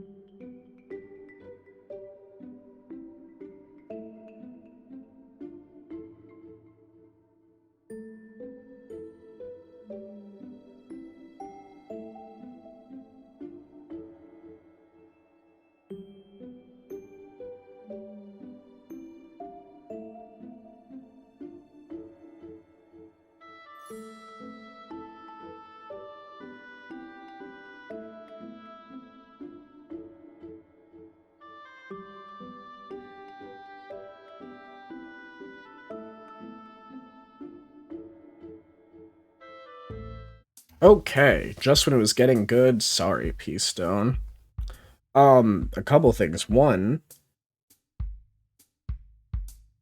is the text not showing up? I don't see this on. Oh, because I must have. You sent that when I was on the. Okay, the text doesn't like stay. I see. I understand. Forgot to set a timer. Apparently, I thought I set a timer, so I think I was probably supposed to pull them out earlier and like put another coat of oil. The fan above the stove had turned off, which is why I was like, God, why is it still like kind of smoky? I have like the window open, my door is closed. So I opened another door, and then I also like turned the fan back on. I was like, oh God, so I didn't set a timer. I just realized I gotta set a timer right now. Hold on. Hold on. Hold on. Let's go for 45 minutes. Yeah, that sounds good. They better be like, I want those bitches to be non-stick by when the stream's over, I swear. 'Cause I'm not seasoning them again tomorrow. This is the last day. Like, they need to be perfect. As long as I just, take good care of them, just use a soft sponge, some soap, not putting anything acidic in there, etc., etc. And then in like a couple months, I'll put on some more coats. I think the more coats you have, the more you can do with it. You can't let water sit, of course. You can use soap though. I know that's like a thing with like cast iron is people are like, you can't use soap. And I believe from what I've been reading, because I have been doing my research, you can use most I was gonna say over the counter. Most like grocery store soaps, like dish soaps. The reason why is because soap, I think that what they were saying was that soap used to have lye in it. And it's because that's how you like strip a cast iron, is using lye. But like if you're using like Dawn, and you just like wipe it out with some Dawn, It's as far as I know, that's not. I could be wrong, but from what I was reading, that's not gonna like strip away the seasoning. So just soft sponge, hot water, wipe it out, clean it, put it back on the stove, heat it with a little bit of oil in there, almost like you're seasoning again until it starts smoking. Cut it off the heat. Should be back to normal. Should be all good. So we'll see if that happens. Although Green had just been using me, his life had apparently been in danger all along. I resolved to find his killer. I headed to the North Beach station for any information Shipman could give me before starting the case. Let's see, I better do this today because it's like I have to stop in like 50-ish minutes, right? And I do not want to be like, okay, we're here again tomorrow for a 10-minute stream. I grabbed a taxi cab and told the driver where I wanted to go. I thought about talking with him on our way. Yeah, let's talk to him. You hear the latest about King Tut? The driver asked. Apparently Carter found the sarcophagus a few weeks back. We talked about the discovery. Carter had first unearthed the tomb a couple of years earlier, and he had begun to slowly catalog its contents. New treasures were constantly in the papers, notable for their intricate and expensive woodworkings, gold workings. That whole mess gives me the chills, the driver said. Digging up old corpses and taking their stuff like hell, if that won't bring some curse on or other on those grave diggers. I 100% agree. I agreed. Plundering of the ancient tombs reminds me of pirates in the West Indies. What rights do we have taking the wealth of another nation? The driver shook his head. I wouldn't be the first line to crack open that mummy. Won't end well for any of them. He let out an involuntary shiver. We came to my destination. I left the taxi cab. Yeah, I mean, that's a larger discussion, but, like, I also am, like, not super, like, keen on, like... I'm fine with, like, if there's, like, non-intrusive ways to do that searching, like an MRI machine or whatever. But, like, digging them up and, like, breaking them down and, like, taking their money and their possessions, even if they're not using their possessions, I don't know, man. I just... Because on one hand, right, yeah, I want to know stuff. Because it's important to know history and shit. Like, you don't want everything all that knowledge to just die with them. You want to, like, be able to learn stuff, but also you want to do it, like, an unintrusive way, I guess, which I guess is what, like, anthropology is about or something. We've read this. I stepped out the taxi cab and walked through those station doors, ready to chase any leads on Green, but standing in front of me as I entered, bawling her eyes out from their sockets was Miss Green. She saw me and brought her wailing closer. Malone, she exhaled through her sobbing. You were working for my husband. What happened? Her breathing obscured her next sentences, but I got the general idea. I told her I knew as little about the matter as she did, but that I was looking into it and I was sure the officers were doing their best. She begged me to help them, again drowning most of her senses with her sobbing. I promised I would try. She took a slow inhale, raised her chest, and walked out of the station. When she was out of sight, Fred Grant came around the corner and let out a snort. Grant was another investigator for the SFPD. I noticed his wispy hair. More gray and thin than I'd seen it last. A cigar often poked through his mouth, hardening his jaw and twisting his face to a scowl. I supposed that this was an appropriate look for a man who enjoyed the sinister parts of police work. I wondered if he'd still took his bribes in liquid form. Grant had never been a supporter of policewomen. He was no fan of mine. He lighted up the cigar and said, "This widow seems pretty torn up about him. You really helping her out?" I said I was. And he gave another snort. Figures she go to you after we told her no. I'm not getting this voice because I want to go like a nah. Well, not even like a nah, but like forget it. I raised a questioning eyebrow. Look, last thing I gotta do is head to the tin spoon. Then this goes in the freezer. That meant he was about to close the case cold. You aren't chasing it up? I asked. He looked appalled that I would even ask. We've got more to deal with than some dead gangster. The captain don't care about crap like this so long as it's not spreading too far. I don't know what this accent is. And what about the girl? What does she expect? He asked. The broad goes and marries an Irishman. Probably killed by another one of his own or some dago while those bums run together. That voice, I think, that was closer to what it... That one... I gave him a frown to which he responded, Look, Toots, if the missus wants you on this, that's her gamble. But it ain't gonna lead you nowhere and don't expect support from the boys. I just wanted to throw Toots in there, it felt right. Now, even if I find Green's killer, he laughed. If you get a confession, we'll cop him. Not something the DA can thumb his nose at either, they gotta admit 3 things. Means, how they killed Green. Opportunity, when they did it, and motivation, why'd they bother. You do that, then sure we'll be right behind you, but there ain't nobody here looking into it, I promise. That voice got away from me.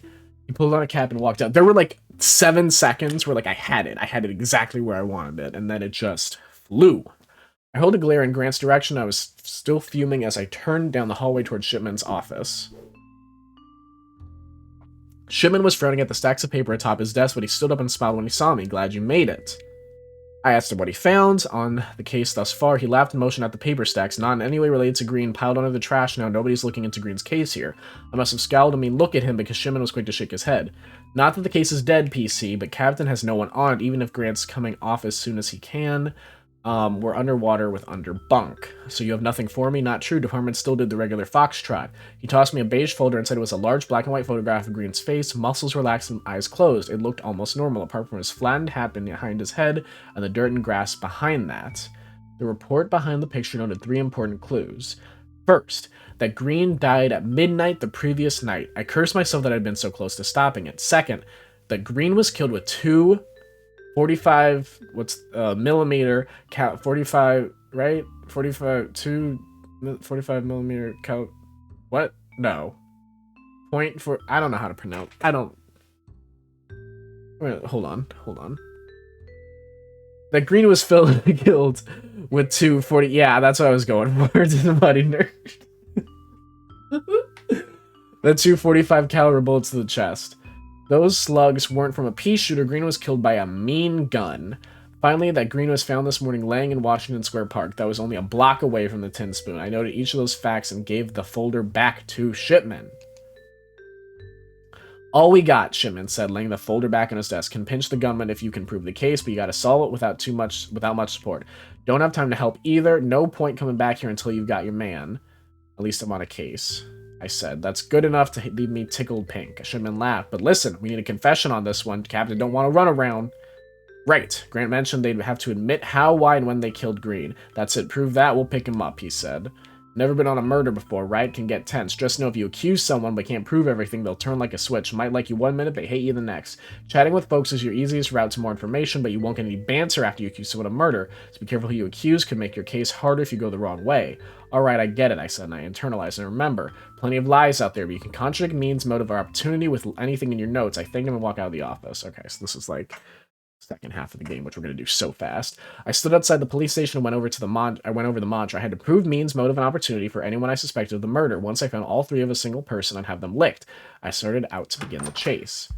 Okay, so let's go to Green's house and see if we can actually talk to Miss Green. Miss Green had pleaded with me at the police station. I hoped she would be more helpful than she had been the previous day. Let's go. I grabbed a taxi cab and told the driver where I wanted to go. I thought about talking with him on our way. I don't think it was her. I think it was the barber. I began speaking with the driver, and our conversation came to airships. You hear about this Zeppelin fella? The crazy German thinks he could run transatlantic flights. The Allies won't let him build any dirigibles now, but I say give the man a shot. We spoke about the first transatlantic flights and how he saw airships as the travel of the future. My head was in the clouds when I stepped out of the taxi cab at my destination. I brought my thoughts back to San Francisco and continued on the case. We've read this. I came upon the greenhouse and knocked on the door. This time Miss Green opened it quickly. Miss Malone, she panted with noticeable shock in her eyes. I'm just frightened about people knocking at my door, she said by the way of explanation. After what happened to my husband, everything feels so cold. Oh, I'm blabbering. Please come inside. She led the way to 2 chairs as we sat down. She was more awake than the previous day, but her hair was a bit tousled. And her S's hung in the air long enough to belie her lack of complete sobriety. Have you found anything about my husband's killer? She asked. I shook my head. I nodded. I'm gonna shake my head. I don't know shit. And replied that there was nothing definitive just then. I said I would need to ask her some questions that might spark the investigation. She straightened her in her chair and replied with certainly. Accuser! Ask her notes. Can I just ask motive? Like, can I just ask these? Do you know of anybody with any reason whatsoever to kill your husband? I asked her. She mentioned her husband had been a bootlegger, then turned on the waterworks for a few minutes. I got her calmed down again and asked, were there any domestic quarrels? What the fuck?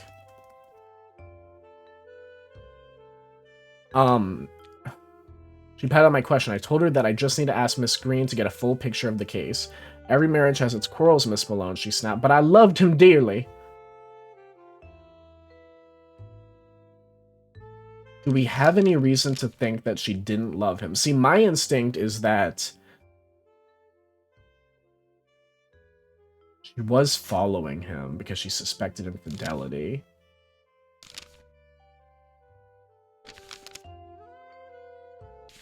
I want to, yeah, I'm going to try to contradict with that. It's either that or all the bottles, right? Like, I just feel like if you're happy in a marriage, you're not going to be, like, that addicted to opium. Not that I know anything about relationships. I know someone's going to be like, well, I'm in a happy relationship for this, and I do a ton of opium. And following her husband. Let's try it. Whoops, I loved him dearly. Okay. Then I can try the bottles, I guess.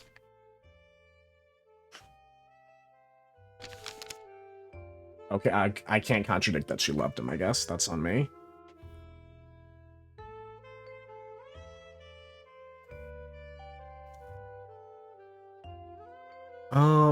Let's see. It's part of the job to ask Miss Green. I assured her I decided to tackle something else. So I can't contradict that she loved him, because apparently I don't have anything. What were you doing here last night? Of course, let's see. I was singing with the band, the show ending at about 10 o'clock, then we went up in the billiard hall. Oh, it haunts me that Connor was so close when he was killed, but none of us heard anything with how loud we were and how sealed the building is. How late were you in the pool room, I asked, until early morning, say 2 to 3. I know nothing about that, so I'm not gonna, even try to contradict that. Means how they could have killed him.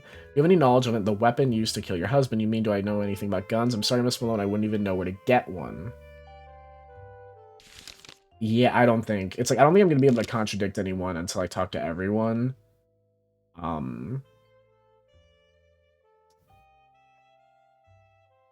Yeah. Yeah, I'm really not seeing anything here. She said she was there until 2 or 3 is when she got back. That's according to her. Whether or not that's true, I have to figure out later. Don't. Anything else? Killed at midnight? Did that help? Oh yeah, that, as I said, from around 10 o'clock until early morning. Yeah. Okay. So I'm assuming she'll probably say the same thing. We're like close to the yeah. Oh, we can talk about the Oakland past. Oh, we can't apparently. I guess she already knows probably. Do we know anything about? Wait, what? Oh, because I'm not on notes, am I? Is that the problem? I have to... Oh, no, I have to say don't, and then I have to say ask about notes. That's what's going on. We can go for Oakland Past now. It seemed your husband was from St. Louis. I put to her. She squirmed but said nothing, so I pressed her on my screen. I'm investigating his death. You're right. He had told me he was from out east, though he lied to everyone else. He claimed he had to flee from his past and never asked about the details, so that's all I know, and you're not the first person I've told. And you're the first person I've told. He also had 2 train tickets to get there. He wanted to return. Well, those tickets have no date printed on them. She paused, looked at me from underneath long lashes, and continued. He was thinking of going back there. I guess whatever trouble he had was blowing over, but I refused. I told him I wanted to stay in San Francisco.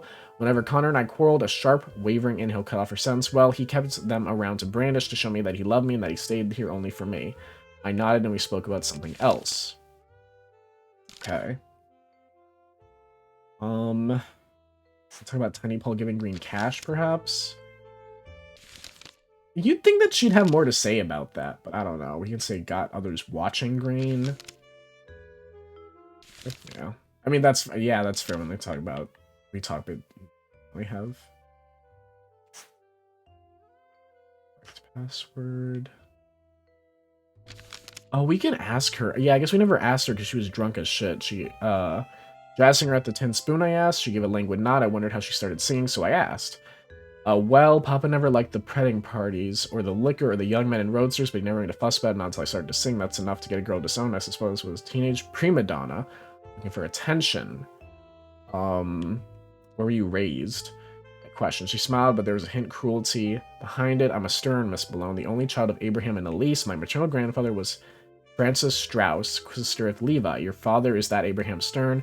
I raised an eyebrow. He now owns a full quarter of the Levi Strauss Company. You're wondering how I came to this, she looked. I imagined she would have cackled, but the laudanum kept her emotions muted while I'd trade wealth for freedom at a young age, and I would do it again. Understood her reasoning, I nodded and changed the subject back to the past. I don't know if that really helps me, to be honest. Like, is it even a statement in here? No, we can do about... We can ask about the note, we can ask about all this shit. Oh, why is that, like, cut off? How did you end up at the Southern Coffee yesterday? I asked her. I told you I followed Connor to your apartment. I became furious when I saw he was killing another woman. And why were you shouting your husband to begin with? I pressed. Oh, that. Well, I've heard rumors that Connor might have been unfaithful. I discovered they were baseless, but well, a wife never truly knows. That is why I followed you all the way to Southern Coffee. I had to know the truth, Miss Malone. Got it. Let's ask about the coat. don't think I have to ask about Southern Coffee. I feel like it's the same thing. But I think it's technically what that dialogue was implying at the beginning. I glanced at the coat that hung on the rack. Where did you get this? Her unfocused eyes moved to the gray trench. Connor brought it home one day. It was too small for his frame, but I thought it looked swell on me. Seems built for a man. Sure, but it's the Freedom Age, darling. We can wear anything or even nothing at all.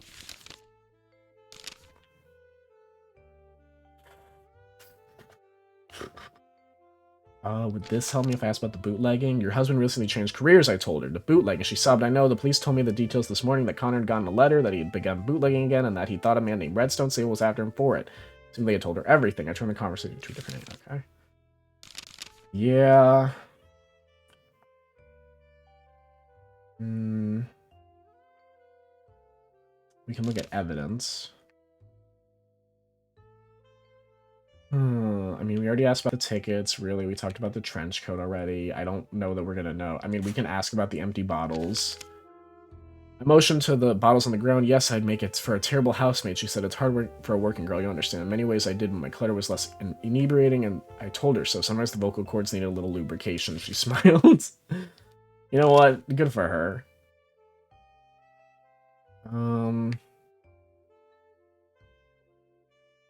Yeah, I don't think I have anything else. I think I'm gonna go to someone else and then see if I can, like, contradict them. I nodded my thanks for her answers, then turned back to the room. And I'm assuming there's nothing new in here. Okay. Tabled. Oh, wait, what's this? Is this? Oh, that's the train tickets. And then this is the ashtray. Yeah, okay. Okay. Yeah, let's go. And now we'll go to the tin spoon. Green had been killed outside the tin spoon. I could go to there, look for clues from this murder. Got it. I wonder if it'll give me a new scene to investigate. I'm assuming not. Are we done with taxi cab? Oh, yeah.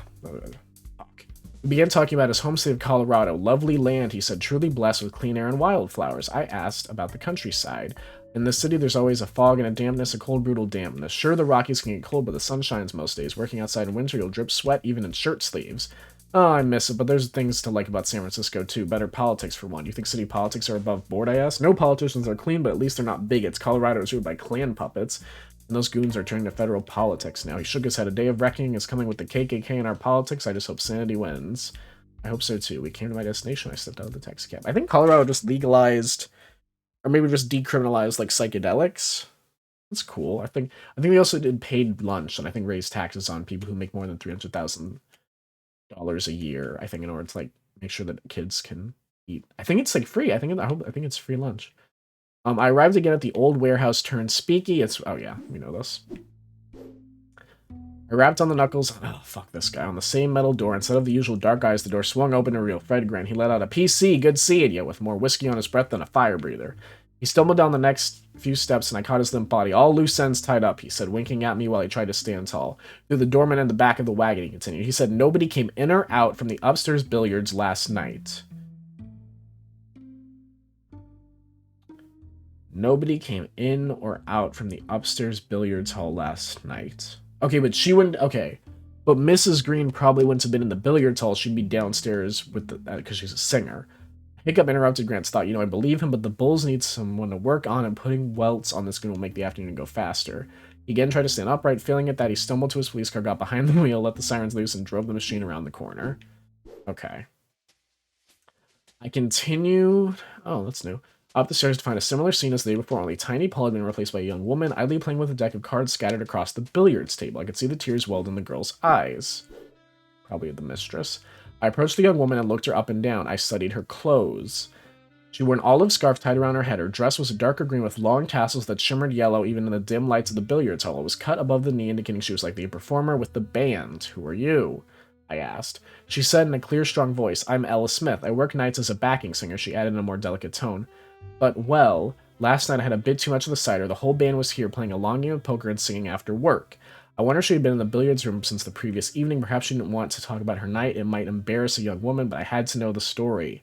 And you're still here. I came to this morning. A blush interrupted her before she continued her thought. I was laying on the pool table when I heard the cop banging on the metal door. I asked about how much she had to drink. That made her hot. Listen, miss, I don't know who you are, but don't come around asking me about things like that. I'm not judging you. A lady should drink as much as she likes and can do what she pleases after. And since when are flappers ladies? She laughed. Anyhow, what is it that you want? She'd been inside the tin spoon the entire night and concluded she may have information about Green. I decided to pump her for leads. I want to know if Miss Green was actually... if she went upstairs later. That's what I want to know. Let's ask about Miss Green. If saying they're under the pseudonym Little Fanny, she nodded. Okay, well, that's all she's giving me, I guess. Let's talk about nobody through pool hall entered or exit. He was killed around midnight. Do you remember anything from then? Midnight was the time I sang all by myself to the crowd. Oh, she's saying up here. How do you know it was midnight? Well, last New Year's Eve at exactly midnight, me and Lil Fanny, you know our lead, did a swell duet for the boys. The women to hear it again, but she wasn't around to sing it, so I did it alone. She's saying she wasn't around. I asked, but the doorman says nobody from the billiards room left the joint. Maybe she was in the toilets. I didn't look for her. Look, I never get to sing lead. They don't like us Chinese girls doing that, so I took... oh, so she's Chinese. Okay. How could I turn it down? She asked. Well, anyway, after that song is when I really downed some gin. I didn't much like it, but they said it was good for me. It's like those fucking 30 Rock Dr. Spitchema during the live episode where he goes, Chatherton, cigarettes for babies. I didn't much like it, but they said it was good for me, and I was riding high with everyone watching. I don't remember much after that. I thanked her for the tips. You claim you were here at midnight. That's right. I don't think I have anything to contradict that she was here at midnight, to be fully honest. She's saying she's saying she was here, right?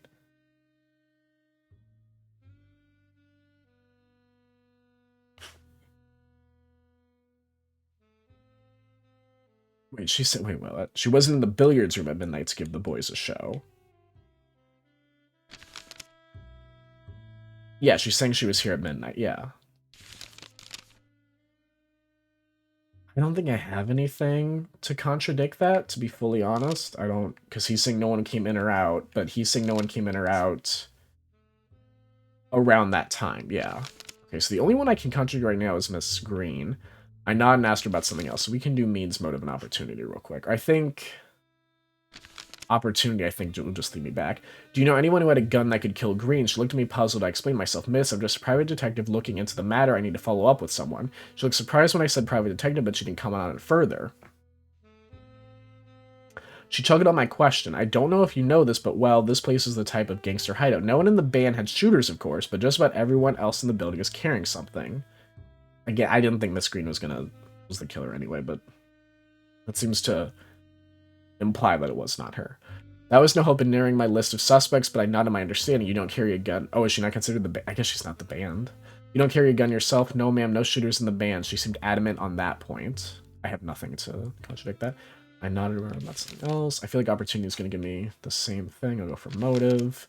You know why anybody would have reason to kill Connor Green? I put her. No, I'm not sure. I heard Connor came around here on a regular a few years back. That's how he and Fanny met, but that was before my time. I never saw him much. I don't have anything to contradict that. I nodded and moving on to something else. I wonder how many of these contradictions you actually have to do and how many are just to get more information. It's you would need the statements to... You play as a yeah, you're a female detective in this game. I'm playing as a woman right now. Yeah, we can go for the opportunity, but I think it's the exact same line of dialogue. As I told you, I was up here the entire night singing to the boys. Don't. Okay. I'm gonna let her alone. I'm gonna leave and investigate and contradict Green real quick. Yeah. I'm amazed there's still new taxi conversations. Just before starting to talk with the driver, I noticed a newspaper with a headline about the recent International Winter Sports Week. I read the paper. International Winter Sports Week began today with the opening ceremony held in the alpine city of Chamois, France. The United States has sent 24 of our finest men and women to compete in the inaugural contest. Our hopefuls are led by Charlie Jutra, national speed skating champion, and our men's ice hockey team, which looks to upset the Canadian favorites.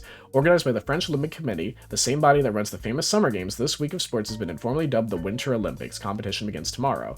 I put down the paper as we arrived at my destination. Alright, now why are you lying to me, lady? Ask about notes. Opportunity. Ask about it from around 10 until early in the morning. Now hold on.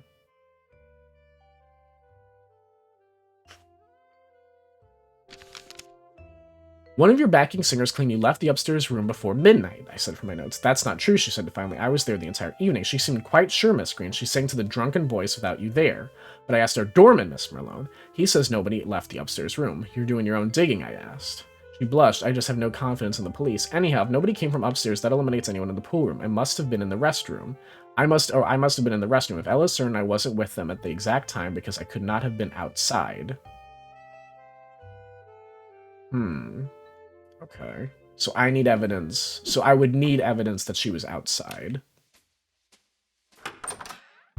I'll go to the barbershop. I don't know what information Stable could give me, though, because he wasn't... Oh, fuck. Oh, I'm getting a phone call? Okay, I'll be right back.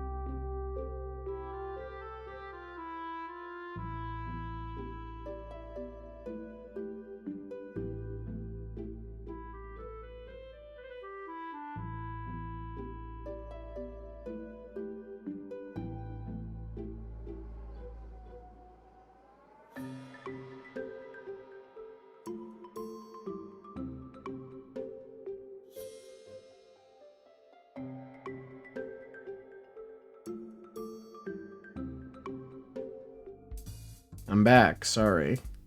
Hold on, make sure I can hear everything. Yep, we're good.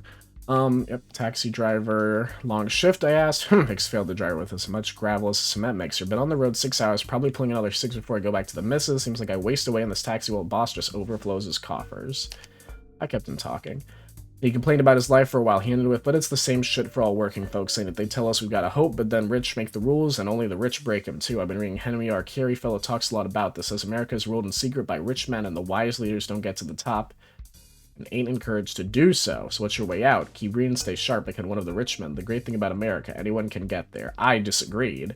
I doubt those rich folks will let you into the aristocracy. Aristocracy.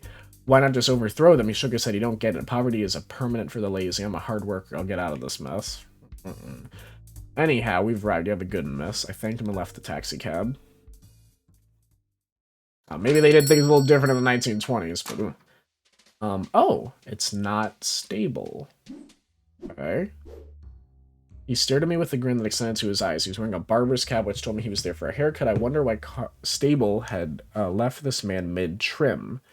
I asked how he was doing. Swell, he answered. Yes, very swell indeed. Thank you, miss. His words came out as jovial as his expression, and they held a slight and affable southern tint, and a few more pleasantries returned equally verbose response with no meat to them.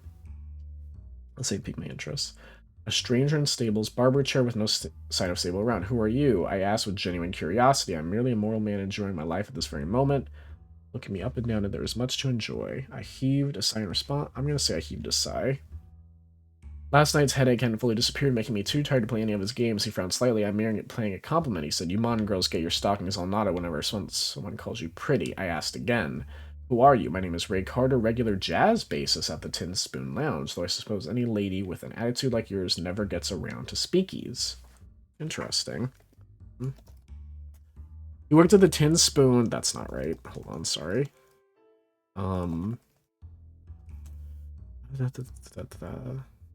It is... God damn it. There it is. As I always have to do things. Every day. Every day I wake up and they're like, hey, Hideki, can you do something? I'm like, please, no. And they're like, no, no. You have to. And I'm like, okay. True. Yeah. Yeah. Okay.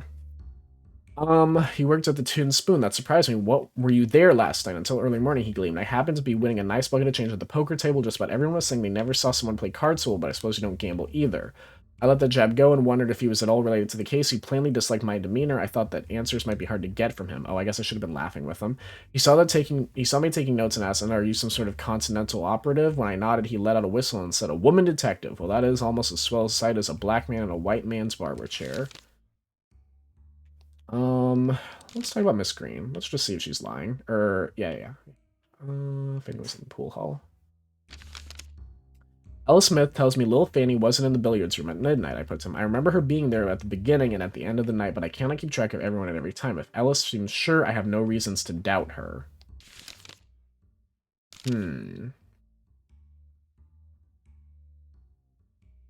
Hmm. Hmm. Hmm. A lot of poker money, sitting in Stable's barber chair. Oh, yeah. Okay, he doesn't have anything to say about that. Fine. Nobody through pool hall. Yeah, I can ask about that. Yeah, about midnight, I was all inside all night with the band and Tiny Paul playing poker. We heard no shots in that racket. I mean, yeah, I can't, yeah, ask about notes. I don't think I can contradict that whatsoever. Nope, that's not it. Does it matter that she's Chinese? Yeah, I'm trying to, like, I mean, they're obviously making that a note for some reason, but I'm just kind of like... Back tears. Let's go for means operative motive. You know, mom. Did you have any access to the gun Greens was shot with? I asked him. A black man with a cannon. He asked, Miss, if I held one in the tin spoon, I would lose more than my job. Much, much more than my job. Those boys do not treat me like they do you, pretty lady. I like to keep my neck, so no, I do not carry one, nor do I know where to get one. I believe them. Let's go for opportunity. And, I mean, Ella also said no one in the band carries a gun. Green kicked the can near midnight. I said, right, yes. You told me that already. We're all in the billiards room at that time. Yeah, okay. Prove motive. Did you have any reason to kill Green? I asked him directly. You know, Lil Fanny is 2 nickels straight. But I would never suppose that killing Green would get me any closer. No, miss. I have no motive for that. I don't have anything for that either. Huh. What am I supposed to give these people? Paul wasn't here. Oh, wait. Didn't he say that Tony Paul was there?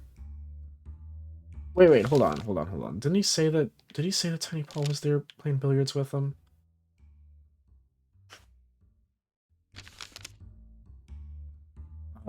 Shit. How do I... Well, I guess if it's already there... Well, I don't even think he gave me the opportunity to contradict that, though, but...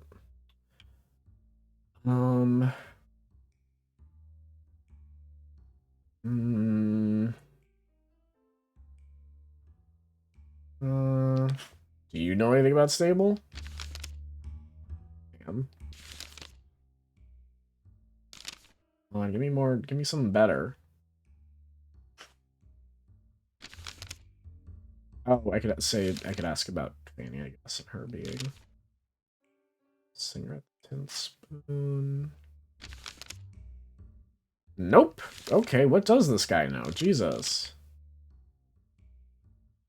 I mean, this is the same thing, right? Close to, it's gonna be like, yeah. Oh, boy. I could come back later with more questions. Yeah, I mean, I can. I just don't know what else. Is there anything new here? No, he's in the chair. That's the same. This is the same. As far as I know, this is all exactly the same. Okay, yeah, the front door had a... Yeah, let me leave. Can I not leave? Oh, that's weird. Why did leave wasn't there? Weird. I'm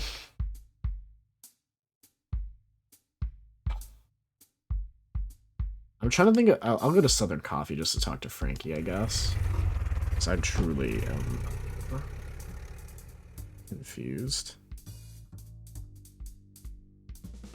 I mean, worst case scenario, I just have to, like, go to each NPC and just give them, like, every single thing of evidence and be like, okay. As I glanced toward the driver, I spotted a strange device attached to its windshield, a rectangular mirror about 3 inches tall and 7 inches wide, and held by a metal bracket. I asked about the mirror. He looked at me through it without needing to turn around. See how I can see you? He asked. I can also see that bull behind us. I turned to my seat and saw a police wagon a block behind us. It's called a cop spotter. He continued as I turned back to the mirror. Sold by this fellow Burger. Works pretty well for knowing when to bend the law. Might be a good tool for bootleggers, I offered as we arrived at my destination. He turned around for the first time with a wide grin. Yes, it might be. I smiled and left the taxi cab. Right? Ooh, what's this? Wait, what is this? A yellow newspaper was flopped on the counter. It read the sports section dated June 1st, 1887. Browns continued down. Oh, it's just sports. Okay. Well, fuck. Anything new? Ooh, is this bottle? Have I seen this bottle? California bear with the words Bohemian typed in block letters. I doubted the bear had ever heard of Bohemia, but he did look carefree. Okay. This is all this. Ooh, what's this chair? Is this my chair? My usual one was in the center of the room. I could sit on it for hours if Frankie had a yarn to spin. Of course, the sauce helped keep me in place too. Okay. Frankie, come on, man. I sat down on the bar and summarized my night for Frankie, including what Shipman had told me this morning. Frankie's eyebrows raised in shock, though at the store he was attentive and asked many questions. He shook his head in disbelief as I finished the story. This is some case. You think you'll go through with it? I told him I thought I would. He sighed. I don't know, Miss Malone. These Egan's rats sound dangerous. You sure you know what you're doing? I answered with a stern look. Well, alright, just let me know if I can help with anything. Yes, you can, because holy shit, they do not know what they am doing. Green is an automatic pistol. I said to Frankie, right, you caught me up on that, so you need to find a weapon and place it in someone's hands. You won't have any easy go of it, though. Be careful, these mob guys can be dangerous. Wait, wait, hold on. Okay, I feel like that doesn't help me.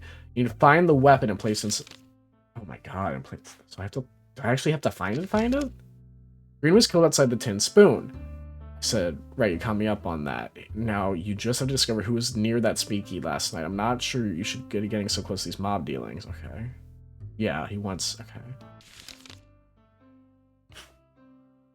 Okay.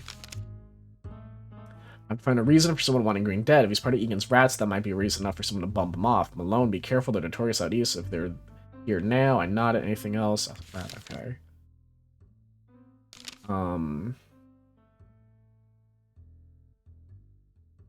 Dude, I truly don't know. Anything about stables? Oh, here you go. Here's something. You know, Redstone Stable isn't his barber shop I mentioned. The base is at the Tin Spoon. Ray Carter's there. That's right. Apparently he won a boatload of cash for last night. And apparently he what? Frankie said with much surprise. What's the matter? From what I know, the guy Tiny Paul is a shark at gambling. If he went against Paul, either he's fantastic or there's a curveball in there. My money is he didn't play straight with Paul. I wonder if Carter cheated Paul. I noted that if I found anything suspicious about last night's poker game, to bring it up with Carter and see his reaction. Okay. Never mind. I swallowed my seed away. So I could go back to the other singer and ask her about the poker game. I could do that.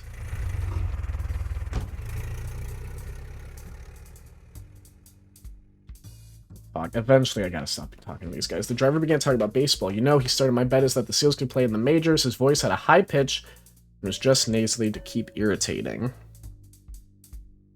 Between Shea, Geary, and McWeeny, we've got enough guys who know where to hurl the ball, and our middle order of Wayner, Walsh, and Montague is unstoppable. Sure, we need better fielding, but there's no reason we can't snag a glove from out east. Hell, we can play better than half those teams anyway. I think it means play. Of course, those owners say they're... Okay, I'm going to tune out. I'm okay. Join about the Seals for an eternity. Okay. Maybe we're finally running out. You, come here. Talk to me. Ask about notes. Come here. Come here. She's saying Paul wasn't... Wait.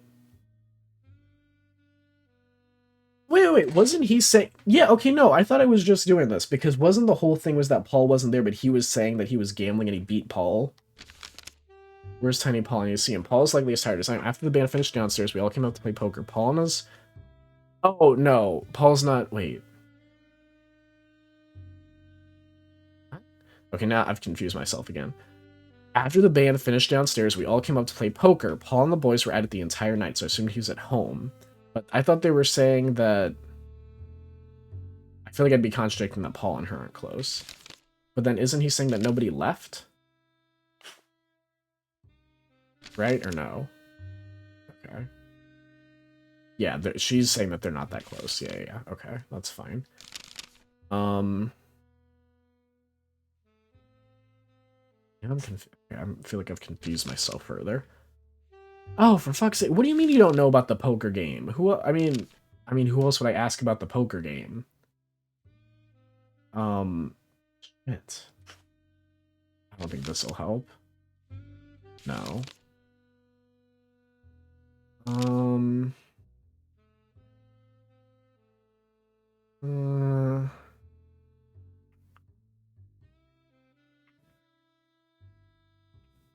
Hmm.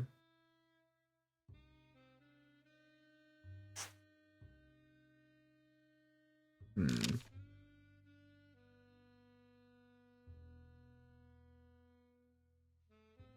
Hmm. Because wait, what's no, sorry, Paul wasn't here. They're saying, who told me that Tiny Paul wasn't in the Tin Spoon that day? That is apartment plan. Okay.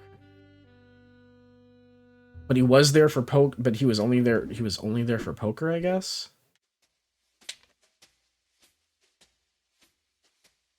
I'm gonna have to look up a guide. Because now I'm like, I'm running out of time, and two, I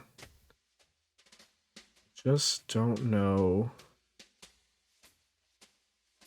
how. Hmm. I'm seeing. Okay, I'm gonna go back to the haircut guy because it looks like there's more I can talk to him about. So I'll go back there real quick. It's like I feel like we're close to the end. Like I feel like we're like somewhere near the end here. At least, I mean, if I can get the right information out of people, I guess. Periodical. That's about. You know what? I'm actually tired of this. I'm gonna stop talking to these people. Oh my god. Oh my god. Okay, I get it. You wrote a lot. Thank you very much for your. Let me talk to him. Ask about notes. I mean, what's the thing about him? Paul wasn't there. Oh, yeah, he doesn't even say shit. Okay. Fuck. Okay, yeah, why is he here? I pushed Carter on why he was at the barbershop, but he refused to tell me. Oh my god! Fuck my life. Okay, well, what the fuck am I supposed... Okay, Stable wasn't here. Why? Damn you. Uh... You like newspapers, sir? I asked Carter about the article on Lennon's death. Oh yes, unfortunate tragedy. Truly, folks might be scared of those Reds when inevitably their system will turn out better than ours. I can only hope Lennon's death will not derail their fantastic movement, he continued. Our own tyrants have poisoned our media against a fair system, but you cannot argue with everyone being offered exactly what they need. Why in our modern society must we do without? I agreed with him. Maybe he'll give me a little sum. Why do we work so hard only to have the top fraction of a percent hold more than half the wealth in the country? Carter became jubilant. Exactly. He said, we bleed and sweat more than any other people, more than anyone indeed. What do we get out of it? We're just feeding the rich their caviar. We continue like that a while, purring about the Soviet system and its improvements on our own. I imagine somewhere a couple Bolsheviks were equally envious of our system. Clear. You're not praise and I swing the conversation in your direction. Now, do you like me more? Will you tell me about where the fuck Stable is, you piece of shit? Oh my god, okay. A case of distrust guide. Did not think I need a guide for this. I did not think, I thought, I don't know. This looks like an achievement guide.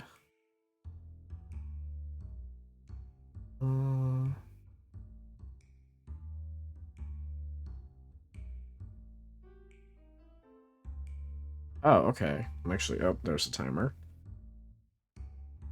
Alright, I'll be back again, and then hopefully we'll finish the game in the next 10 to 15 minutes. Otherwise, tomorrow's going to be like a 30-minute stream.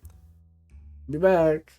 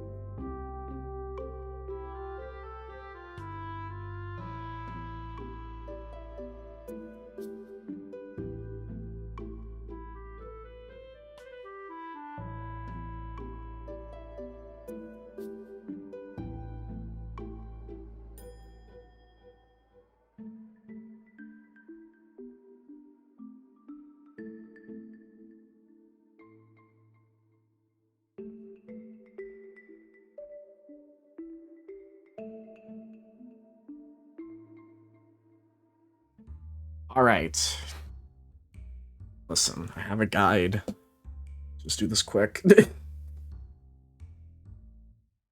Okay.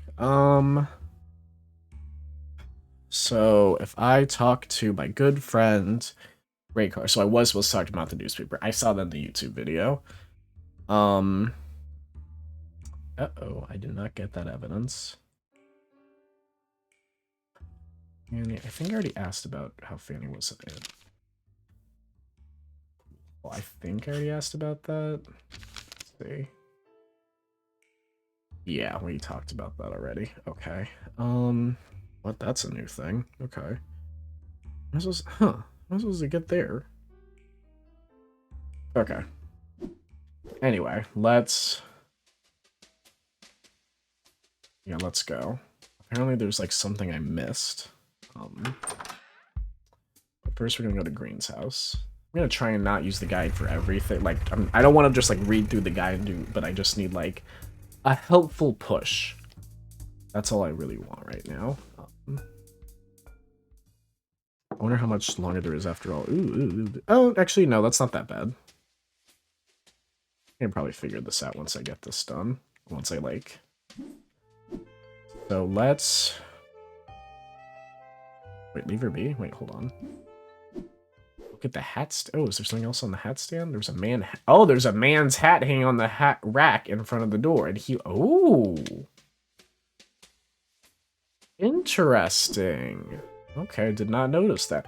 I don't know why, but I think in my mind I was thinking the rooms would be the same.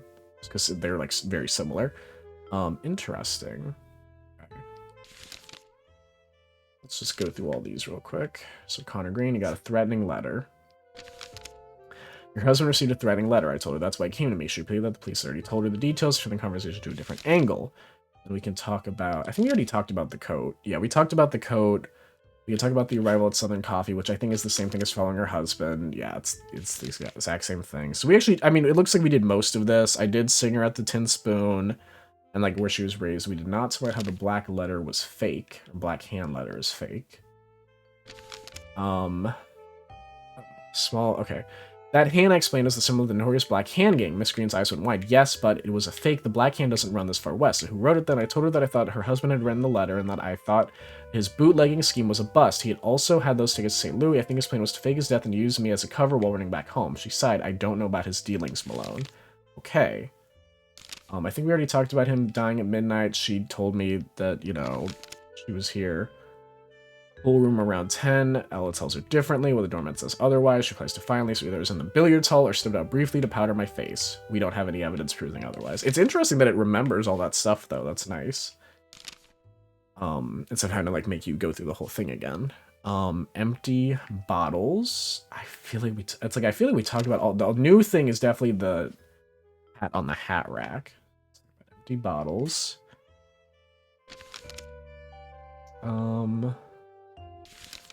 We did already talk about that. So then wilting plat and then plat hat.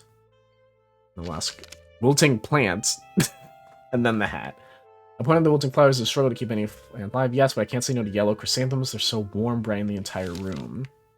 I wonder what that has to do with anything. Hat. I brought up the hat on the rack. Who does that belong to? What do you mean? I think it's my husband. Green was wearing his hat in the police photo. She winced at my reference to the photograph of her husband. He may have had more than one. Interesting. Very interesting. Okay. I'll leave her be. It looks like that's it for here for right now. And then we'll go back to the Tin Spoon Lounge. Okay. Yeah. So Tin Spoon Lounge. Go here.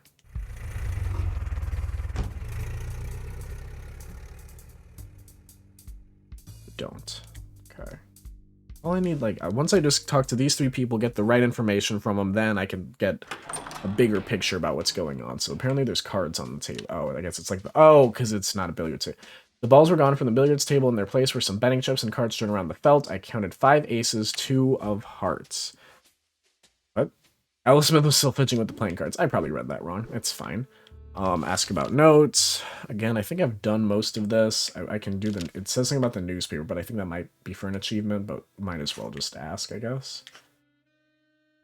Ask about notes. Ask about the article on Lenin's death, which started her on a tirade about communism, that Hui will only make folks miserable. Even those parlor pinks admit that Ma Rainey could never be so famous and adored in a red system. I'm saying to you now, there's no good that will come of that. If you can't try for the best, everyone settles into average, and then average goes below average, and then it gets worse. I'll argue for socialism.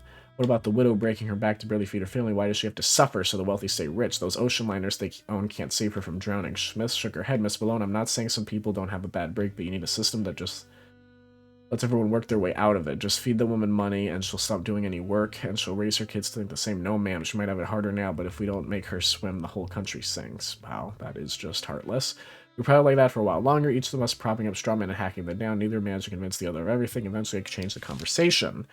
Let's talk about the cards on the table real quick.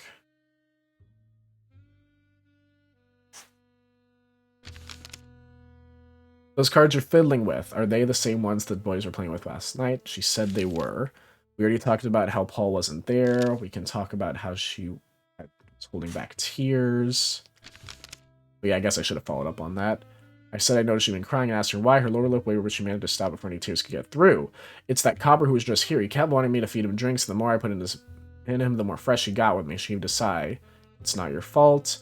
I said, of course it is, and all men are brutes, but I can't exactly slip away from a copper. Anyhow, I'm just frantic because of the booze. I'm sure it'll wear off. She turned her gaze back to the cards on the table. She was putting up a strong mask, but I could tell something about Grant's interaction that rattled her. The truth is, most women wear a mask in public. Almost every one of us has a story about being mistreated or worse. Me too. What else do you want to know? She asked, interrupting my thoughts. Okay, green. I think we already have midnight in the 45. She's just going to be like, oh, no one in the band has... Yeah, okay. As far as I know, that is accurate. And then I'm supposed to ask her about her being Chinese. Your parents are Chinese? She said, I don't even know my parents and I can't speak Chinese. I was raised at the Occidental Board Mission House, the one orphanage that takes Chinese kids, but nobody adopts. And I'm not going to say that, but, you know, you can say. She said the last word with obvious disgust. Over half the kids my age die as infants were the unwanted I was. She paused and looked down. I waited for her to continue, but she didn't say anything else. Yeah, that's not great. Okay. I'm supposed to talk to Ray again, and what I'm supposed to talk to him about are the cards on the table. I wonder if that's because did they have fingerprints back then? Well, we'll see, I guess. Nope, that's the Tin Spoon Lounge, sorry. I want the barbershop. Go here.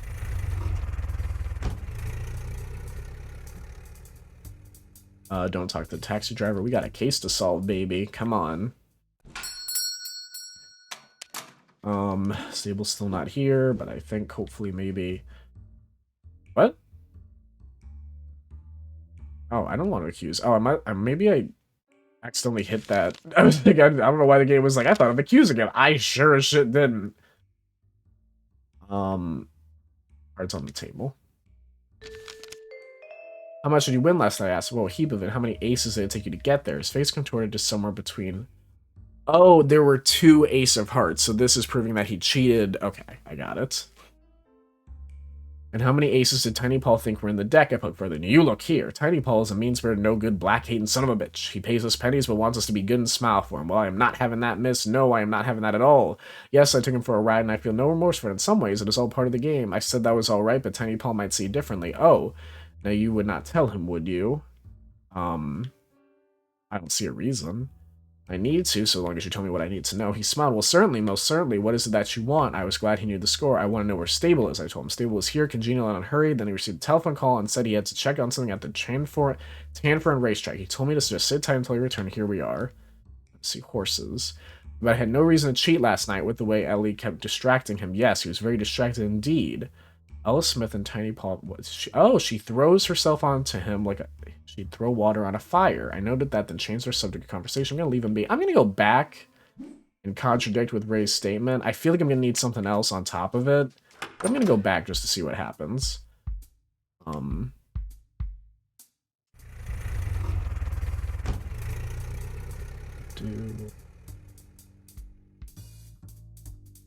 Someone yelling outside? What's going on?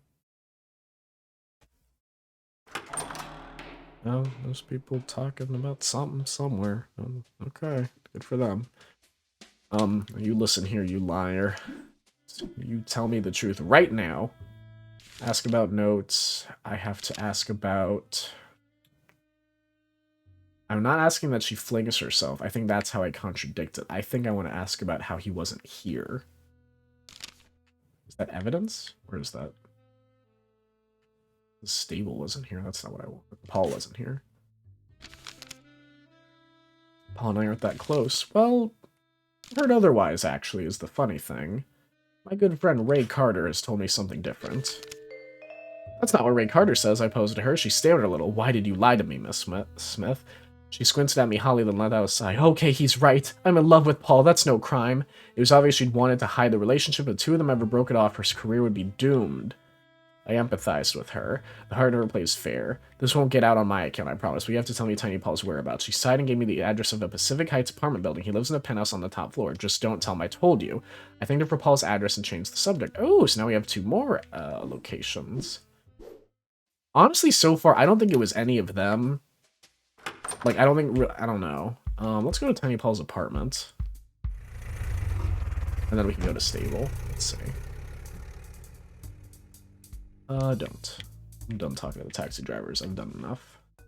Paul's building was still new, built only a few years earlier, but it was already a beacon of Pacific Heights, tall and proud above its surroundings. Its crisp vanilla interior was accented with gold, and its elevator was run by an equally immaculate operator. I rode it to the top floor bungalow that belonged to Tiny Paul. The taxi driver did it.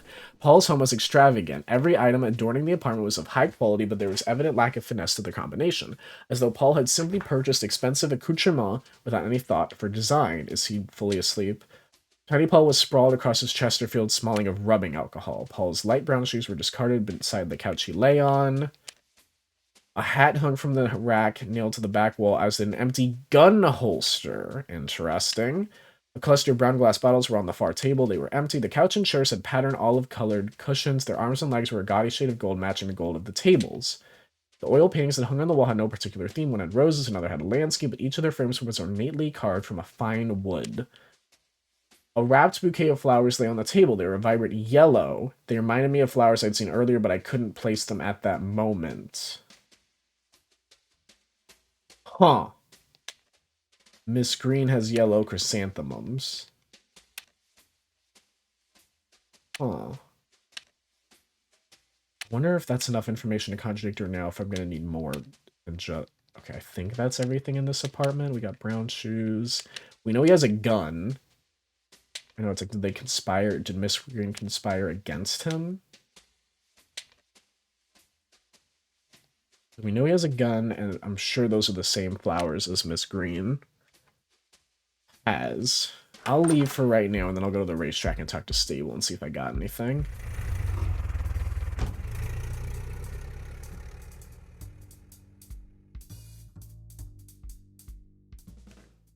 The Tanafern racetrack had reopened the previous year with the help of millionaire Adolf Spreckles and some associates, one of whom was Stable. Today, no races were ongoing, and the sheer size of the empty grounds and the grandstands were impressive. I hopped the lock turnstile and wandered the grandstands and some of the grounds, but all my searching turned nothing and nobody, not even Stable. I returned near the entrance to search for more clues.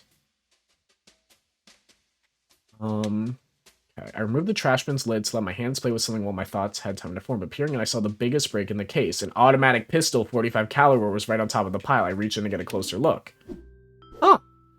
A throat cleared behind me. I pocketed the weapon quickly and then turned around to Stable's smug grin. Have you come to watch the horses? He asked. Rumor says that running through fire will be the victor, though at times it can be dangerous to put stock in rumors. Alright. Let's go for means opportunity. So I got the gun. I don't know if it'll fit in the holes, if that's how you check that, but...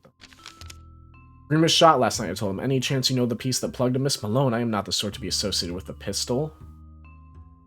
I mean, could I show the gun that's right here, right now? Wait. Like, it's here. I found an automatic in your trash bin. This 45 is a gangster caliber. What are the chances it's the same one that killed Green? For the first time I saw Stable frown. I have no idea how or why that gun was placed in that receptacle, but I suppose it could be a gangster's weapon. I tried pumping him down that line some more, but whatever I said, he wouldn't admit anything. Still, I knew I had him on the ropes and that I could get more out of him if I asked the right questions. He admitted the gun could be the murder weapon, but I still didn't know if he'd actually had motivation or opportunity to actually kill Green, and he still hadn't told me his real reasons for being at the racetrack. Okay, so let's talk about motive. Green already thought you had it out for him, I said. What if he had good cause to think... What if he had good cause to think that? Wouldn't his bootlegging scheme put you under? Miss Malone, I assure you I didn't do no illegal rum running. Green's story was simply a ruse. Have you not discovered that yet? I have no reasons whatsoever to murder Green. I don't think I have anything that says otherwise, to be fully honest. Like, I could talk about the Oakland past, but I don't... Like a city apartment? No. No. No.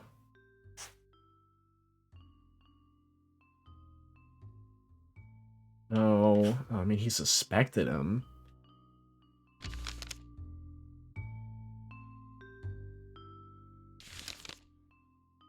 Yeah, I can't think of, like, a reason why. Like, I don't think this is really, like, a contradiction. Yeah.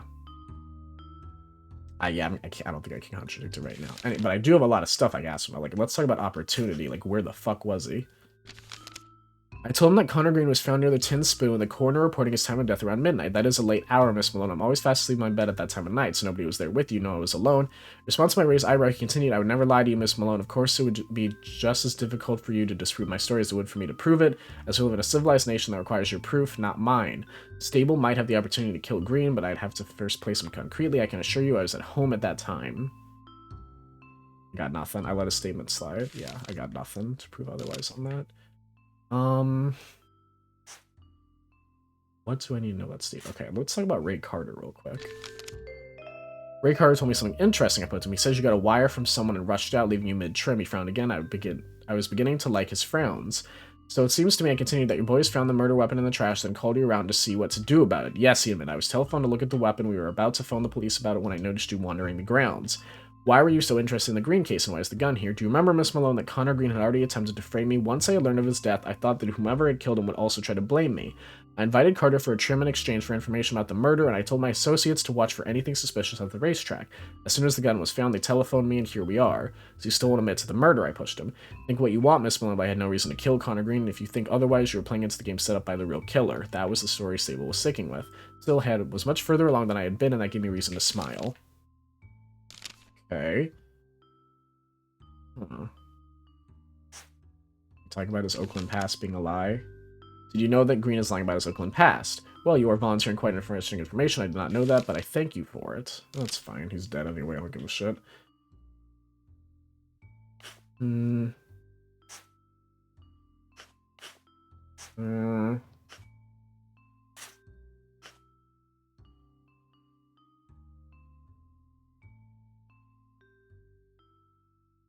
Oh boy, am I at a dead end again? Okay, I am. Still wasn't here.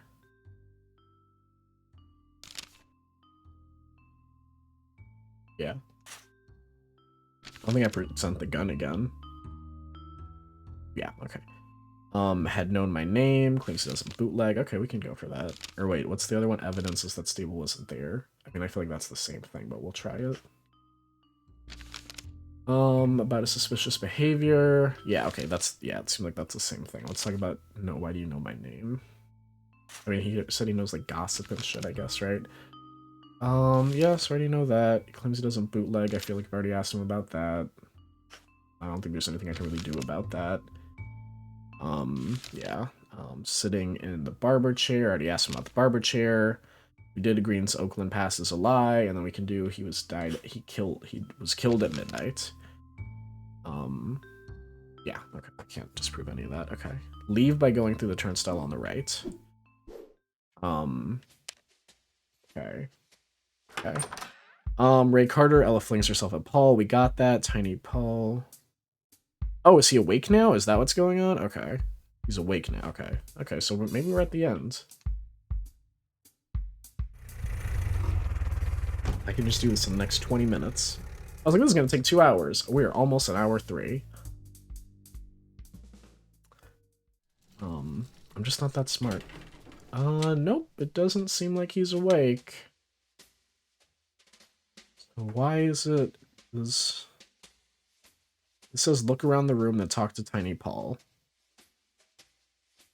Miss something to talk about and to look at that would wake him up?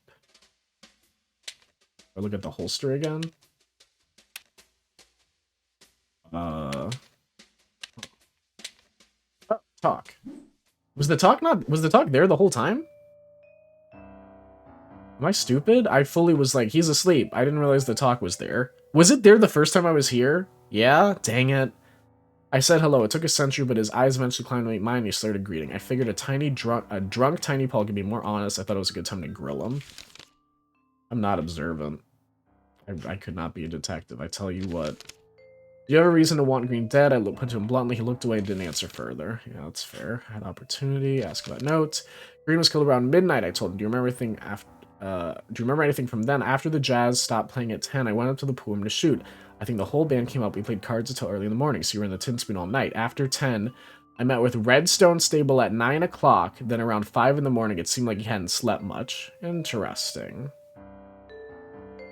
You met with Stable. Why? I'm telling you that, sister. Then why should I believe you at all? Believe what you want. I was in the pool hall when Green was shot.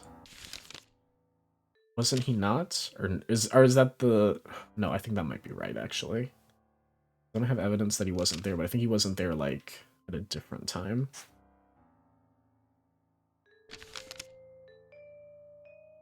Until the early morning. Yeah, I don't think I have anything that disproves that he was there. We did mode of opportunity, I think means now, which is about the gun. You could have dropped the gun off. Yeah, you own any guns? I asked Tiny. I know, this seems like everyone was in on it at this point. You own any guns? He looked at me. Not a single one, Malone. Contradict. We already know that that's not true, because there's literally a gun holster there. Put out the empty holster in the room. That strap, you just hold your slingshot. Paul's deep breath carried more booze than a bootlegger's truck. All right, Malone, he said with short words. I do carry a gun, but you're barking up the wrong tree. Lay off it if you know what's good with it. You don't even know what my gun looks like. I think I do. I described the gun I'd found and how it matched the type gangsters trying to carry, and I don't see your gun around here. I ended. His jaw stiffened. I keep my gun in that holster, and when I'm not at home, that holster stays in my purse or jacket. So where is it now, Paul? What if I told you I lost it yesterday? How can you disprove that? I raised an eyebrow. Weak story, Paul. Weak or not, it's what I'm telling you. What are you going to do about it? Just asking questions. I said to him, a detective has to know to cover all her leads. Paul took a heavy sigh, but in his drunken state, he didn't do much more. I moved on to other questions. I just want to ask. He was killed around midnight. Do you remember anything from that? I told you I was playing cards upstairs from 10 o'clock until the early morning. I don't think I have anything to disprove that statement. Screen was found close. This Oakland Pass is a lie. Please say he was a ghost in San Francisco before 1920, and now he's a ghost here. What do you want me to say, Malone? Okay, fair. Holding back tears. Smith. Oh, we can talk about Smith being in love with Paul. That's fun. Al Smith tells me that you two are lovers, I put to him. He let out a low grumble. Smith was beautiful, but she was Chinese, and Paul wouldn't sit well if rumors swirled about the two of them. Paul, is she lying to me? No. It's just petting between us, nothing more. Fanny wasn't... Oh, we can talk about Fanny not being there. Let's talk about that. L. Smith tells me that little Fanny was absent from the billiards room at midnight. I told him so was she, Malone? When I've got my head down in a poker game, the building could burn down to the ground. I wouldn't notice. I know she came up with us, and I walked her to a cab when we left. Otherwise, I... No, he's saying when we left, so that's after everyone. Otherwise, I don't know who was in or out of the billiards room. Okay, fine. Okay. Talk about Ray Carter winning a lot of poker money. Just Grunt said he had nothing more to say about that. Fine. Talk about his gun missing. Pressed further about... Okay, yeah. Anything else? No. Closed. Okay. Can I push him on that? No. Stable hadn't slept all night. Think that at 9. At the very least, I can talk to Stable and talk about how he's lying about where he was. We can talk about the wine. Baloney, so you know the game. You did too. Surprised I haven't known my voice. Early this morning, I went to, well, you don't need to know where. Even inebriated Tiny Paul knew not to give away his family secrets. Anyway, it's enough to tell you this. Green was pulling the bait and switch. He wanted to take our money and get out of the city. He had no plan to sell us any of the stuff. So yeah, I'm glad he got what was coming to him, but no, I'm not the one that plugged him. As much as Paul claimed to not be responsible, I wonder how much I could trust the word of a gangster. At least his drunken speech would give me a possible motive. So we have motive and we have means, but I don't think we have opportunity.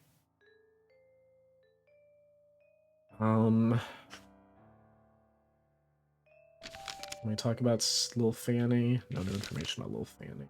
Okay. Evidence. Let's talk about the flowers. I noticed the flowers on your ottoman, I said. A vibrant yellow, though I didn't peg you as a tulip kind of gal. Well, you hardly got to know me. Who are they for? My mother. Tiny Paul didn't strike me as a man who would buy a dozen flowers for his mother. He wouldn't tell me who the flowers were, but I decided to let it go then. Well, there's someone else I know who has flowers, so we'll talk about that.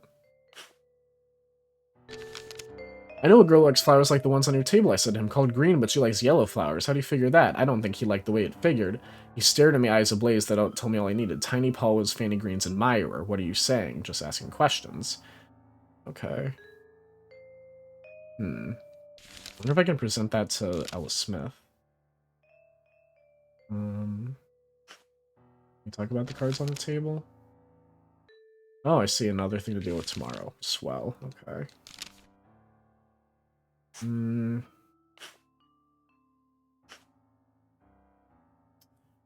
No.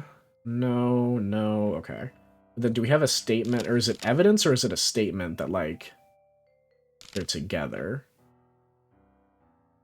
All is an environment. Okay. Okay. Okay. Okay. Okay.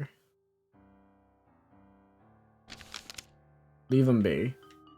So we want to go back to Miss Smith in the club. We want to talk to her about Paul and Miss Green, and then we want to talk to Miss Green, and then we'll talk to... Oh, we got a couple people we can talk to now.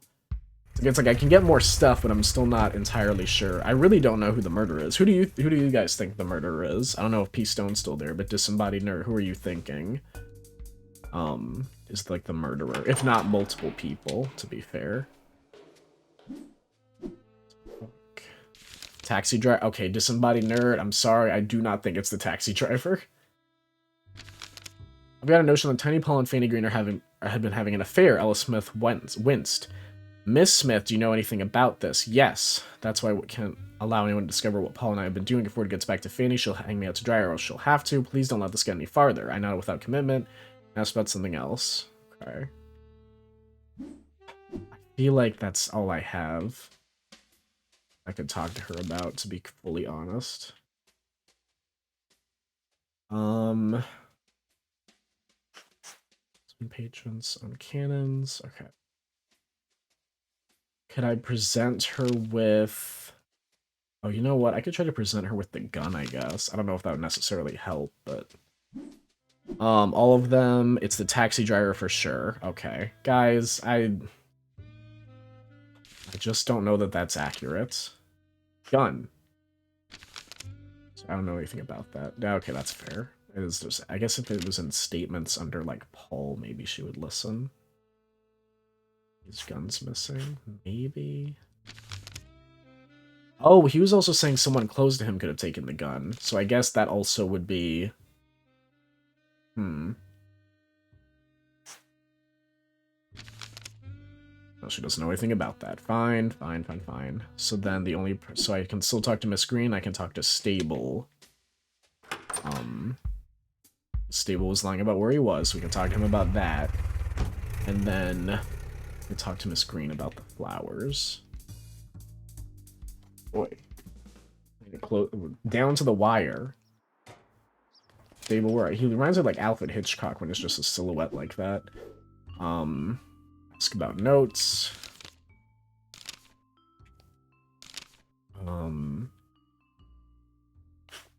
It's time. No. It's not timed. I'm talking about me. I have to go soon. I was at home asleep at the time. Not true, actually. Oh, shit. Wait, didn't Tiny Paul tell me that he moved? Met with him? Oh, yeah, right here.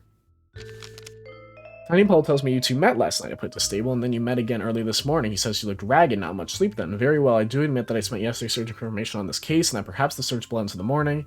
In my situation, we not also look for clues against Green, a man who would accuse you of blackmail. I must have beamed at him armed now with the knowledge that Stable had no alibi the previous night. However, in my search to clear my name, I did find a fact that might interest you. The fact that I kept to myself, but if Paul wishes to lay claims at my feet, I might as well tell you. I looked at him quizzically. The tinsman has a back exit. Patrons likely have no suspicion of it, but I'm certain many of the staff know. They could enter and leave without anyone noticing. How do you know this? Never mind how I came about the information. Just be careful. I'm giving it to you. If you do not believe me, I encourage you to ask others about it. Interesting. So I could talk to Paul and Ella about the back entrance and Miss Green's. I guess I can do, oh shit, sorry, I'm supposed to be leaving. Oh, I could also ask at the barber shop. I could ask everyone about the back entrance, I guess. I mean, I might as well. And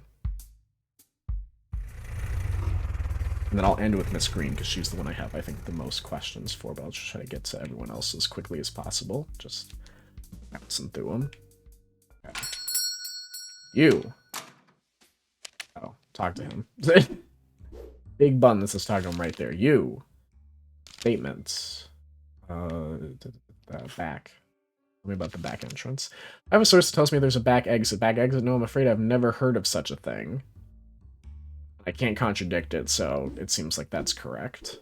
So he doesn't know about the back exit. To be fair, I really don't think it's Ray Carter anyway, to be fully honest. I'm really not thinking it's him. I feel like it's somewhere between Ella, Paul, and Miss Green currently. Because how many suspects do we have? We have Ella, Paul, Miss Green, Fable, and technically Ray Carter, so 5. I'm really not thinking it's Ray Carter.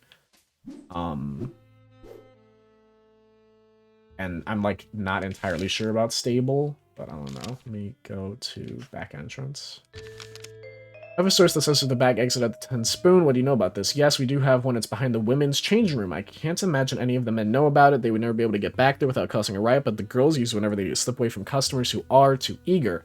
So there's a back exit to the 10 Spoon that only women know about. Huh. So now I'm thinking Miss Green or Ella. Especially because Ella was cheating. Knows nothing about a back exit. I mean, yeah, fair. Can I press her on it? I don't think I can. I don't think there's anything else she could tell me about it, but yeah. Let her alone. Alright. So then next up I would talk to, maybe I don't want to talk to Paul. She's saying that the men wouldn't know.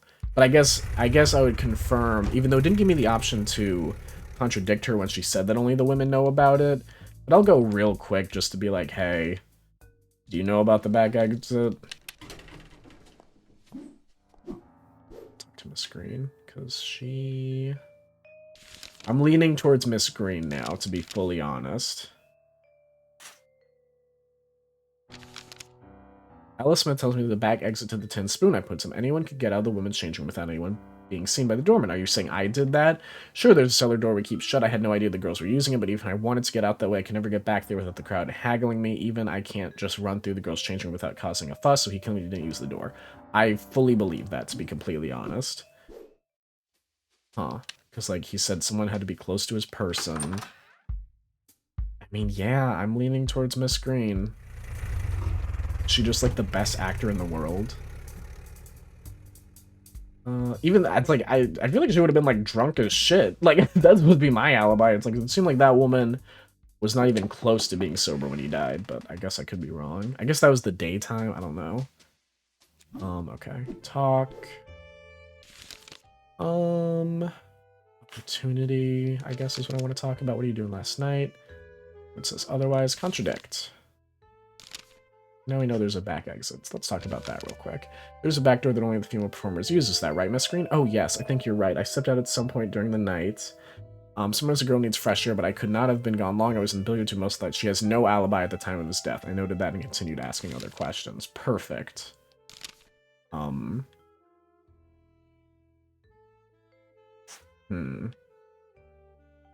go about note. Okay, so I'm trying to like connect her to, I guess maybe it's the flowers in his apartment. I'm trying to like connect them. Got a few sources connected to you and Tiny Paul, Miss Green. Is he your lover? Her first took Crimson. She denied any claims with just about every word in the thesaurus, but the face told me enough. Her and Tiny Paul were having an affair which could give her enough motive to kill her husband. I feel like I have motive and means, I just don't have, no, I have motive and opportunity, I don't have means, but technically he's saying that... Oh, I could say Paul's glad Green's dead. I don't know if that helps. No. Paul's gun is missing. He says only someone close to him could grab it. What are you implying, Miss Malone? She questioned. Just that anybody in the billiards room could have taken his gun. You were close to Tiny Paul, so I'm sure he wouldn't mind if you had taken it. She didn't like that conclusion, but it fit that she had access to the murder weapon. I feel like I have everything. I can check the guide, but I feel like I have everything. Hmm.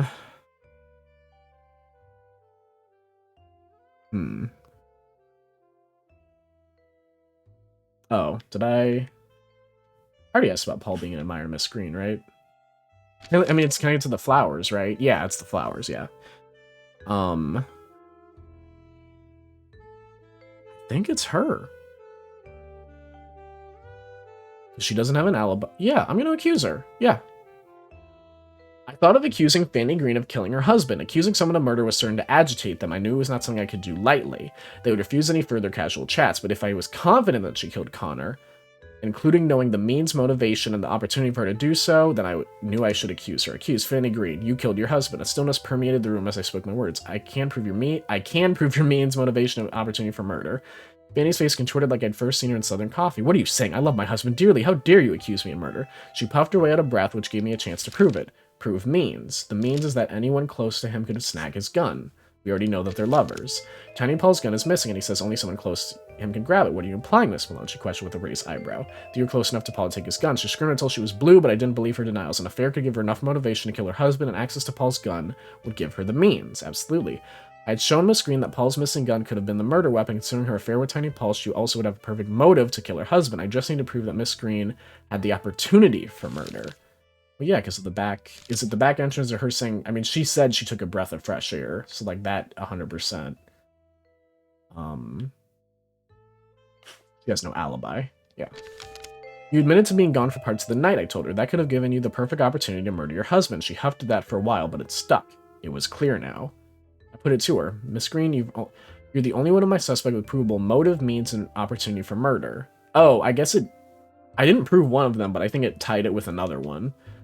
You knew you had to leave your husband, you loved Paul, and as often happens, you began hating Connor because of it. So you tailed to see him when he was scheming maybe you could sink his plans and have the mob do your dirty work, and then you met me. You learned your husband had been receiving death threats, and you knew it was your play. And you knew that was your play. If he died, police would blame it on the underground. So last night, after your singing, you called Connor to the Tin Spoon. You snuck out of the billiards room the back way, taking Paul's gun with you. That's when you shot him. She looked at me hotly, about to burst, but then she sighed and stared down at her feet. She began to cry. However, many opiates were running through her blood. They had all lost their effectiveness. I put an arm around her as she wept. Connor had made my life miserable, she said between sobs. Look at this dump. That's how ruined I am inside. Oh, that manipulative little sneak. You're right. I hated him. I'm choosing to do a voice at something for some reason. It's why I started going with Paul in the first place. She balked at my surprise. Oh no, I never loved Paul. I wanted him to kill Connor. But after learning about Ella, she trailed off. Oh, how could I convince Paul if he loved someone else? I had no way of leaving Connor. I slumped back to misery. What about a divorce? I offered. Divorce! She screamed the word back at me. Connor would never give me that. They say we're emancipated, sure, but we still need our husband's permission to leave his home. I was the only good thing that bum owned, and he would never let go of me. That's why I was chasing him yesterday, she continued. If I could prove infidelity, I'd demand a split in court. I got all excited when I saw you standing in your doorway. She started breathing more heavily. I had to follow you out to make sure, but I was certain I had my out. Only it happened while you were aboard. You're a detective and I was still trapped. Why am I getting an Oscar for this? This is... Here's my Oscar. After we met, I came home to find Connor waiting for me. He said we'd be leaving for St. Louis. She took a gasp of air and continued. Leaving everything I'd known for a man I'd never been. Leaving everything... for a place I'd never been. With a man I didn't love. I couldn't do it and I told him so. And then he struck me. She wiped away her tears, and with them came her blush and thick camouflage powder. A liver-colored spot the size of a silver dollar showed on her cheekbones. He just marched out the door. She continued through her waterworks, and I didn't know what to do. And then you thought of Paul's gun, I concluded for her. That's right, maybe Paul wouldn't kill Connor, but I knew he carried a cannon, and I knew I could get to it. So you took Paul's gun and killed your husband, I said. No, that was my plan, but she broke off her sentence with a sniff and started another. I went to Paul's apartment late in the afternoon and grabbed his pistol, then I came here. I sat in this chair petting the gun in my hand, wondering if I would do it. That's when he came in. Your husband? I offered. No, a much kinder man. Oh, he listened so well. I even told him about my plan. This other man, you knew him? She nodded a yes. He said he understood everything. He said he could frame the murder. He said not to worry. He took the gun. Oh... She cried, but I couldn't let him go through with it. You see, that's why I left the Tin Spoon last night, to stop him. That was when I met Redstone Stable. Right? Okay, in response to my raised eyebrows, she explained, I only met him last night. I had no idea that he had anything to do with my husband until this morning. The police told me at the station that Connor had suspected Stable, but I knew instantly that he was a terrible man. A woman's intuition never lies. Stable talks like a snake and has the looks to match. So we were both searching for the same person last night. Yes, but he wasn't around, I think. I'm tired of this, I said. Who is it? It's the owner of that hat, she said, pointing to it. It's Franklin. Who the fuck is Franklin? Frank... Wait, not our friend. No! Frankie? She continued the story. Yes, he took the gun from me yesterday. I was too dazed to argue. Nice story, but you still fit the bill just fine. Phyllis, even if I... My name's Phyllis. Even if I had the gun, how could I know where to plant it? I only met Stable last night, and I know nothing about him. Franklin had known about the case from you, is that right? You're only telling this to me now, I asked? What's the big idea stringing me along? Phyllis, Franklin did this for me. He saved me. It was that awful man Stable has to take the fall.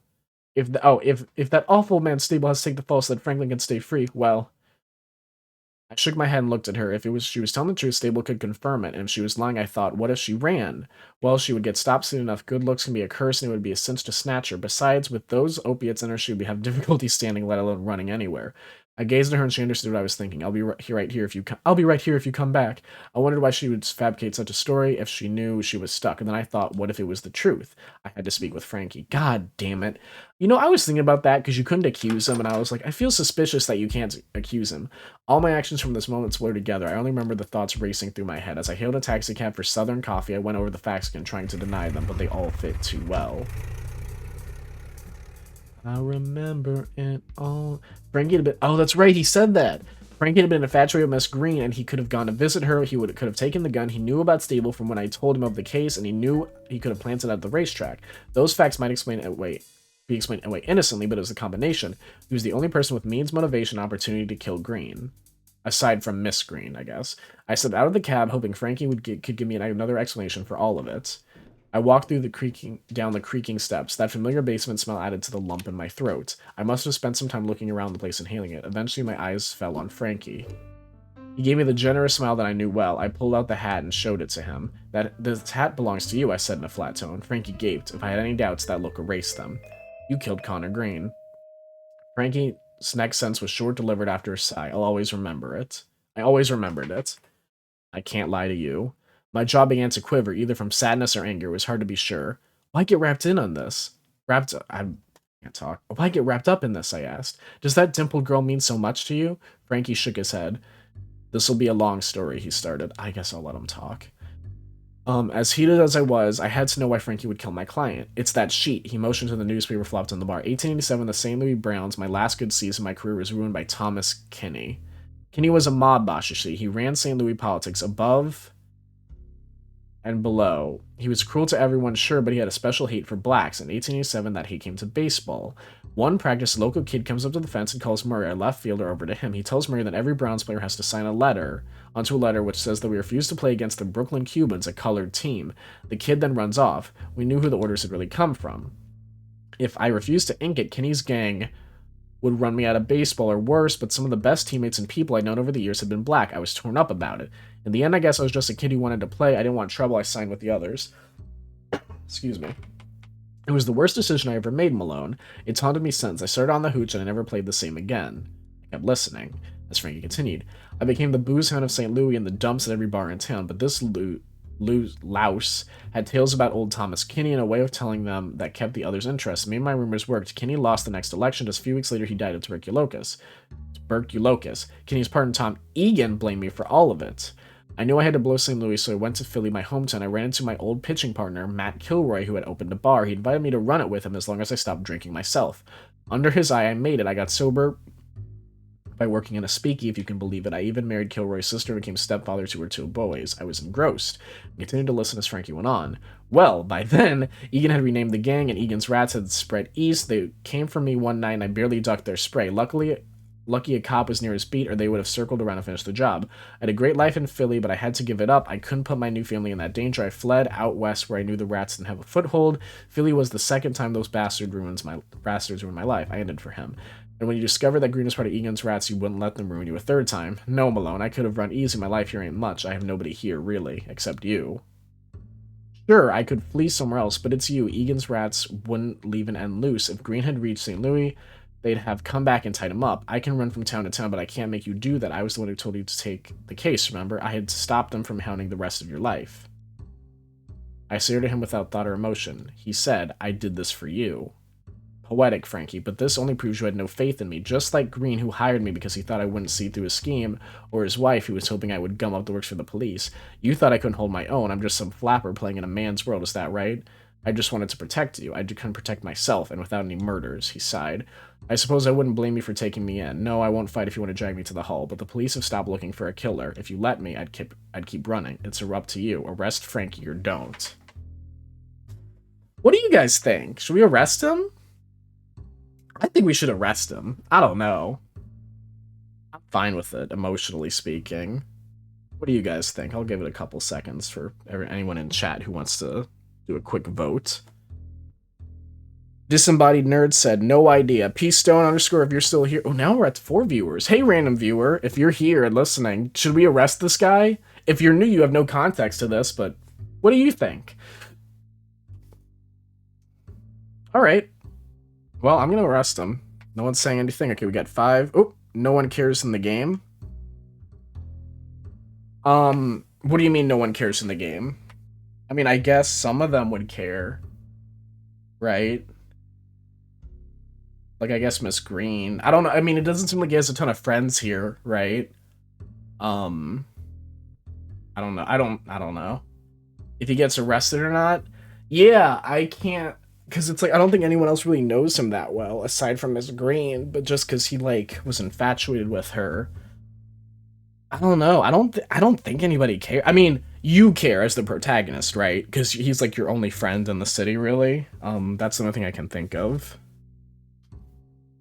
So, yeah. Like, Green wanted him dead. Yeah, I guess that's what was going on, is that Green wanted him dead. Yeah, I don't know.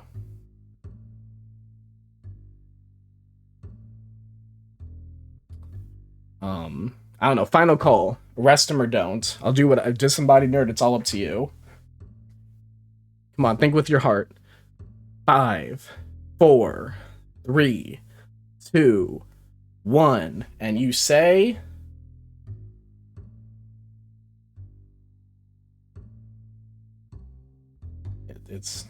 I know it's hard with the delay, but if you just wanna let me know what you wanna. I can only buy so much time. I can only make so many noises. Just okay. Arrest him for abandoning his fam. Done. Okay, it's not just gonna go to credits. Is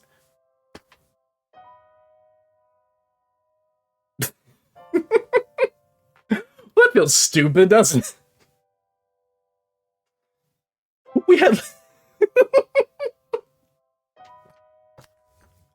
What? Stupid. Oh my god, we're like, oh, it's... Because I was thinking we're gonna see, like, new dialogue, blah, blah, blah, blah, blah, and then it's just, like... Credits. I don't know if...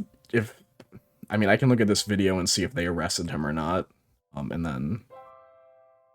I feel like not arresting Frankie... It is, yeah. They don't arrest Frankie, it's credits either way. It's... That... There is not a better... It's the same ending no matter what. Which, like... It's like, why even give you the choice? You know what I mean? Unless there's something pops up right now after the credits. I'm not saying, like, I needed, like, an entire, credits, like, a whole, like, ending where it's like, and this is what happened to this person. Oh, wait, hold on. It was a few moments later that I received a knock on my door. A small man in a light blue uniform asked me to sign for a package and hand me an envelope in a brown box. I opened the envelope. Maybe there will be a change. I feel like there won't be.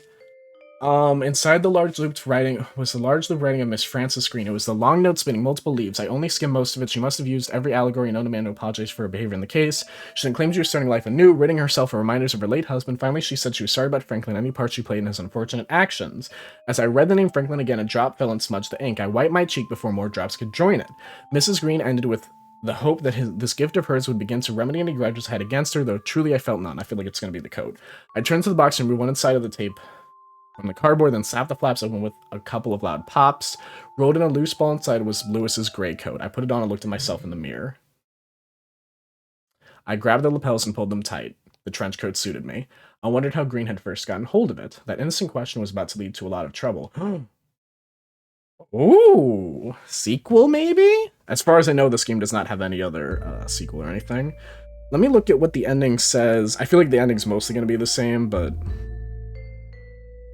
Getting a scam likely call. Decline that. He presents... Okay, so here I'm going to read what it says in here. So she gets an envelope. This is the other ending.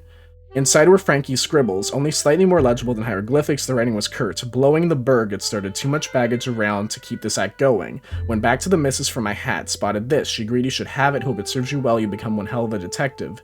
Good knowing you. The final two letters were obscured, good knowing ya, it's just a Y. The final two letters were obscured by a small wet blotch on the page. Thanks for everything. Frankie. I put the note away, but not before a drop fell on the name Frankie, creating my own small wet blotch, and then it's the exact same where it's Lewis's coat. So yeah, he either goes to jail or it looks like he runs away. He's just leaving, I guess. Yeah, he's just leaving. Okay. Yeah, okay, that's fine. Actually, okay, I'm less like upset about it just like cutting the credits now. But yeah. Wow, that was almost 3.5 hours. I mean, I took some breaks, but yeah, crazy. Yeah, thank you very much to Sexar, Peace_, and Disembodied Nerd for showing up for today's stream. I might be able to stream tomorrow. I'm not, maybe earlier in the morning tomorrow. I have like an appointment thing tomorrow that I'm like not sure the exact time, but repair people, you know what I mean? Not that I'm against them. I'm just saying like they can't always give you a concrete time because of how repairs work. I'm not trying to like be against, like, I'm just saying like this is a frustration we've all maybe gone through in regards to like how, although you need their help, it's kind of difficult because you need to block out a section of time. You don't have an exact time, just so we're all, I don't want to think I'm anti-working class. This is a pro-union Twitch stream and channel. But yeah, thank you guys very much. Thank you very much to people who have followed in the past 2 weeks. That means a lot. We're that much closer to affiliate. Thank you for people who watch the VOD. Thank you to people who watch the highlights. Thank you for people who understand what I say, or at least pretend to understand what I say after I stumble over my words. Yeah, I think that's it for today's stream. I can't think of anything else, so, bye.